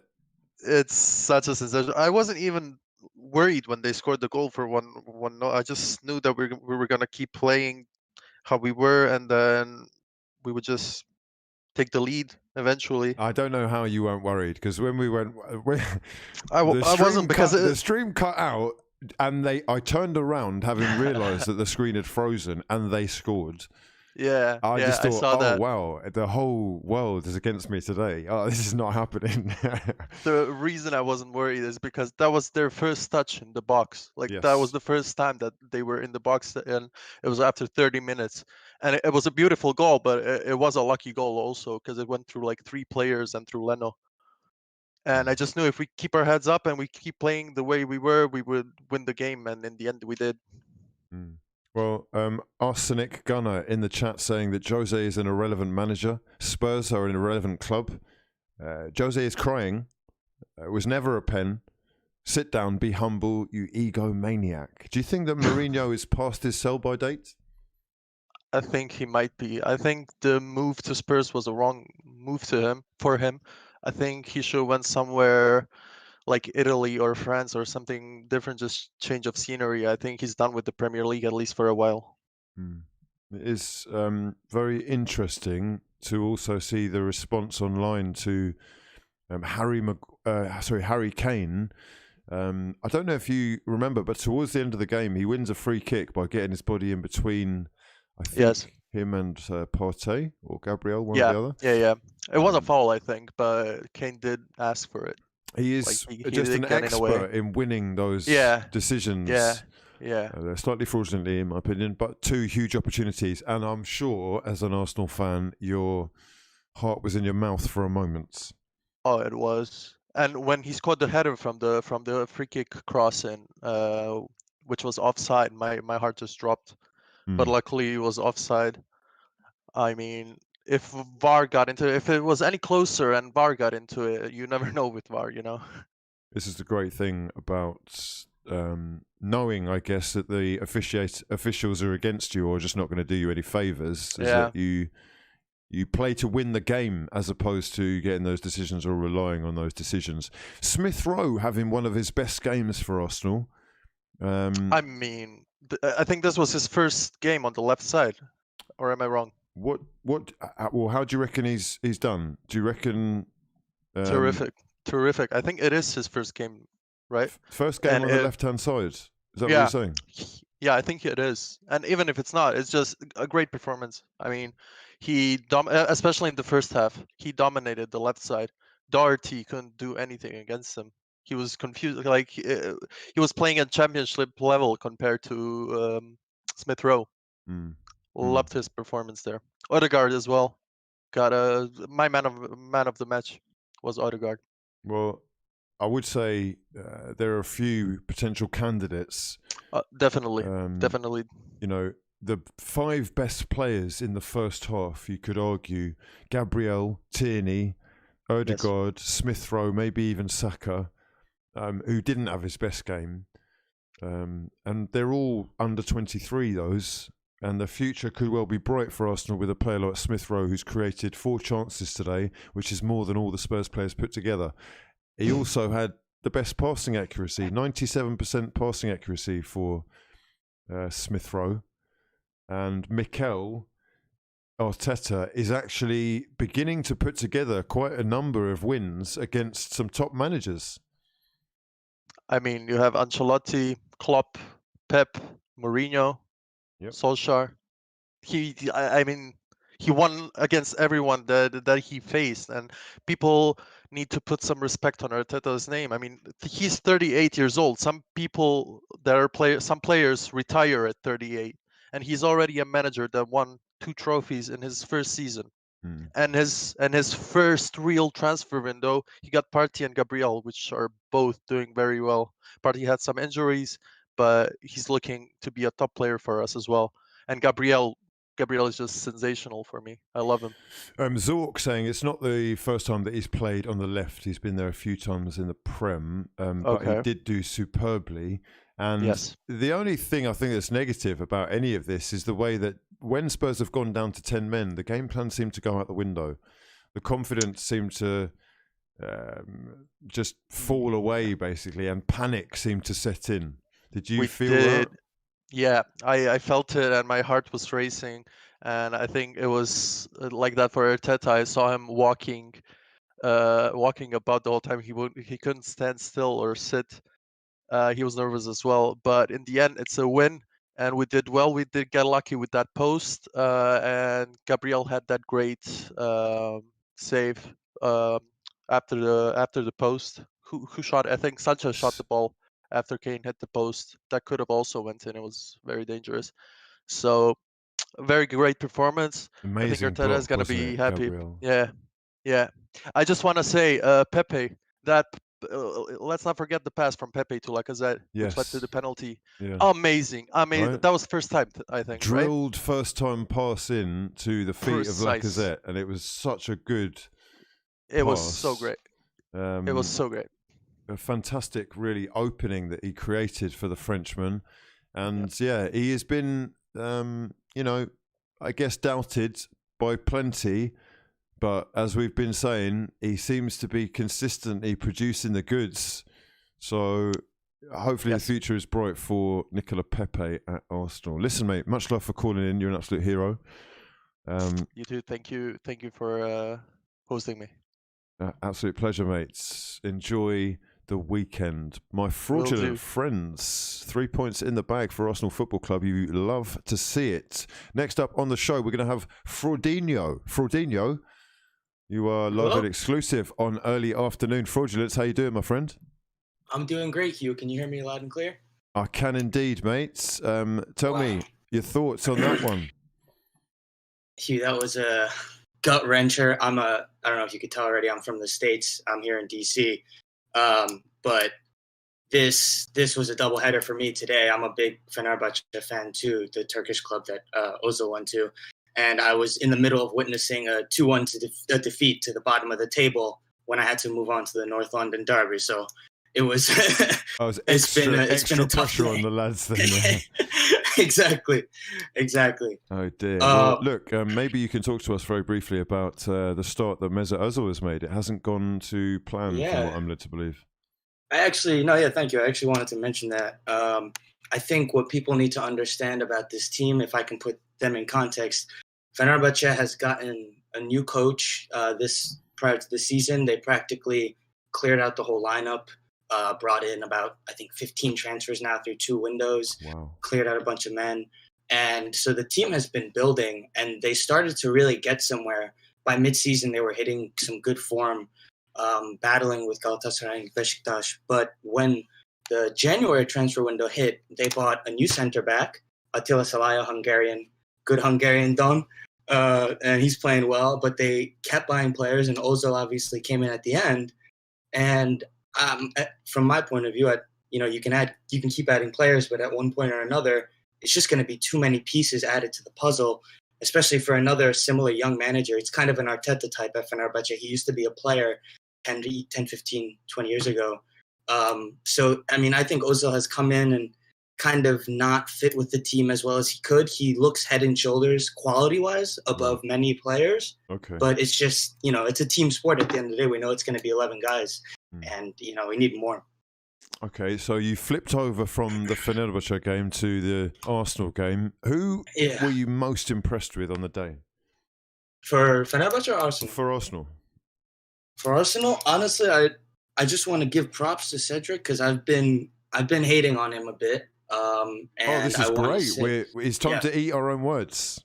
Yeah, I want to eat my own words, and I want to say that he put in a proper performance today, and he did look head and shoulders above Bellerin too. And I really, really root for Bellerin all the time, and it's killing me to watch every single week. He's not showing that he should be in the starting lineup, and he doesn't look like he should wear the armband, and it just freaking kills me every week. Well, in the chat, we have got plenty of Arsenal fans saying trust the process. Absolutely. Errol Bullitt, is that the manager of Fenerbahce? Yes, Errol Bulut is a manager, and so it's been kind of like I have two Artetas, where sometimes we look a bit shambolic, and I'm like, I want to love the guy, and he's got the history with the club, and he shows a lot of passion, but it's like sometimes it's just we look like idiots. Who do you think? Fenerbahce. Who do you think for you should be Arsenal captain? We've had a few conversations with people about the fact that Aubameyang's been left out by Arteta because of his lateness. He's trying to make or send a message clearly. Who is deserving of the captain's armband that is not going to let us down by going for random haircuts the night before the game? Yeah, that's a bit embarrassing from Alba. I'm pretty disappointed with that. I think what I want to just say before, I think people always want to see, and maybe it's particular to the English audience, you could tell me, people want to see like that Tony Adams type, always the Roy Keane type. And I think what people underestimate is Alba is probably a big figure in the locker room, and that's something that us fans won't see. So I'm not opposed to having a figure like him who's not going to be, people might just say Tierney right away, and I'm not opposed to that. But it's more than just what you see on the TV. And with that being said, I think unpopular opinion, but just since, he gets talked about so much, I wouldn't argue with David Luiz finishing, the games that he plays as our captain, because he seems to actually, and that's not the guy I really want personally, but I could see that, and I wouldn't really shy away from it, knowing the presence he has in the locker room and with the squad. I hear you. You certainly got the experience. Listen, I hope you've enjoyed today. Much love for calling in. Hugh, could I just say one thing real quick? Of course, just one thing. For this, actually, for Fenerbahce, real quick, check out Bright Osai Samuel, moved from QPR, and he's looking real good. Nigerian international, English, but Nigerian international. He's looking real good in Turkish Super League. He's the lookout. And then Harry Kane, you are wasting away your career. I hope all you Spurs fans keep enjoying, because I love to watch you burn. Thank you, Hugh. I love it. Keep up all the good work, man. Appreciate you. What an absolute legend. Fraudinho in the building. Much love to your mother for getting involved. Heroic stuff from Arsenal fans the world over, who are clearly reveling in the fact that we've got 3 points against rivals. 3 points against the scum, mate. Yeah. Huge stuff. Interesting. And this is what I want you to do for your homework, Fraud Gang. I want you to take notes of the fact that certain things won't be talked about today. They won't be talked about. They will be swept under the carpet. And there are more important things to focus on than Harry Kane's fraudulence, Eric Lamela not being sent off. The fact that we have dominated this game, to me, is a real sign of progression, despite the fact that it's Mourinho and that Spurs bus that they come to park. It's a big result in terms of building confidence.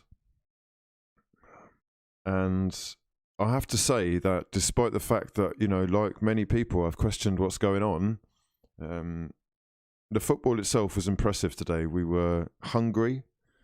We have made Spurs suffer by dominating possession for I would say the first 75 minutes. And really looking like the more likely side to come away with the win. Deserving winners. It could have been 3. It could have been 4. Smith Rowe incredibly unlucky not to score a worldie. And yeah, Lamela not being sent off for Justin Goines, just to elaborate, is for him having Jacques around the throat. That's an immediate red card without any conversation needing to happen. It's interesting that VAR doesn't look at things like that, or the trip off the ball that he did to David Luiz, which is the kind of thing that is, petulant, but should be checked up on.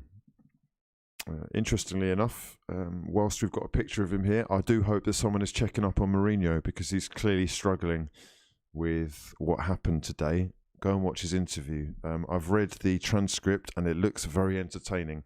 I am going to love you and leave you now. It's been an absolute pleasure sharing this momentous occasion with you. I need to go and eat though. I'm running very low on energy. There will be a podcast coming out later on tonight, about 11:30 midnight, called For the People. If you are new around here, where are we? Then I will guide you over here to this account, FTP Pod. Every Sunday we're giving away a £50 Amazon gift card on the podcast. So tune in, and all you got to do to enter is give us a follow. You're more likely to win, I should say, if you do interact. All the winners have been commenters so far. Little hint for you there, all right? Much love to everyone that's been involved today. You're all absolutely blessed to have witnessed an Arteta side at their very best. Blessed to have finally witnessed an Arsenal side beating Spurs. The North London derby, always chaotic, always dramatic, always a roller coaster of emotions. But today, my fraudulent friends, we've done the business. Yes, lads, get the fuck in. Yeah, Arsenal players, we love that S. We love that S. Yeah, ladies, get ready. Yeah, it's going to be a long night. It's going to be the fun starts here, and when the fun stops, we stop. We're not stopping all night. No, we're not. Well, as I say, much love to everyone that's tuned in. I'm going to love you and leave you for now. Please do smash the hell out of the like button and subscribe to the channel if you are new. Anyone who is wondering what the podcast is about, you can see from the titles that we cover controversial topics such as real life, relationships, the politics that affect us on a day-to-day basis, and things like Wilfried Zaha becoming the first player not to take the knee in the Premier League. These are all discussed on the podcast. Very interesting stuff, and I'm really enjoying creating content for you guys with real friends. So yeah, make sure you check us out. If you're watching the West Ham Manchester United game as well, enjoy that. But I'll see you on the flip side. For now, though, I've been Hugh Wizzy, and this has been a lot of fun. Jeez, get the fuck in.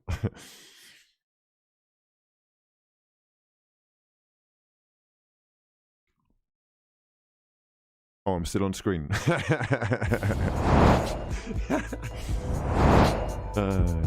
You love to see it. You love to see it.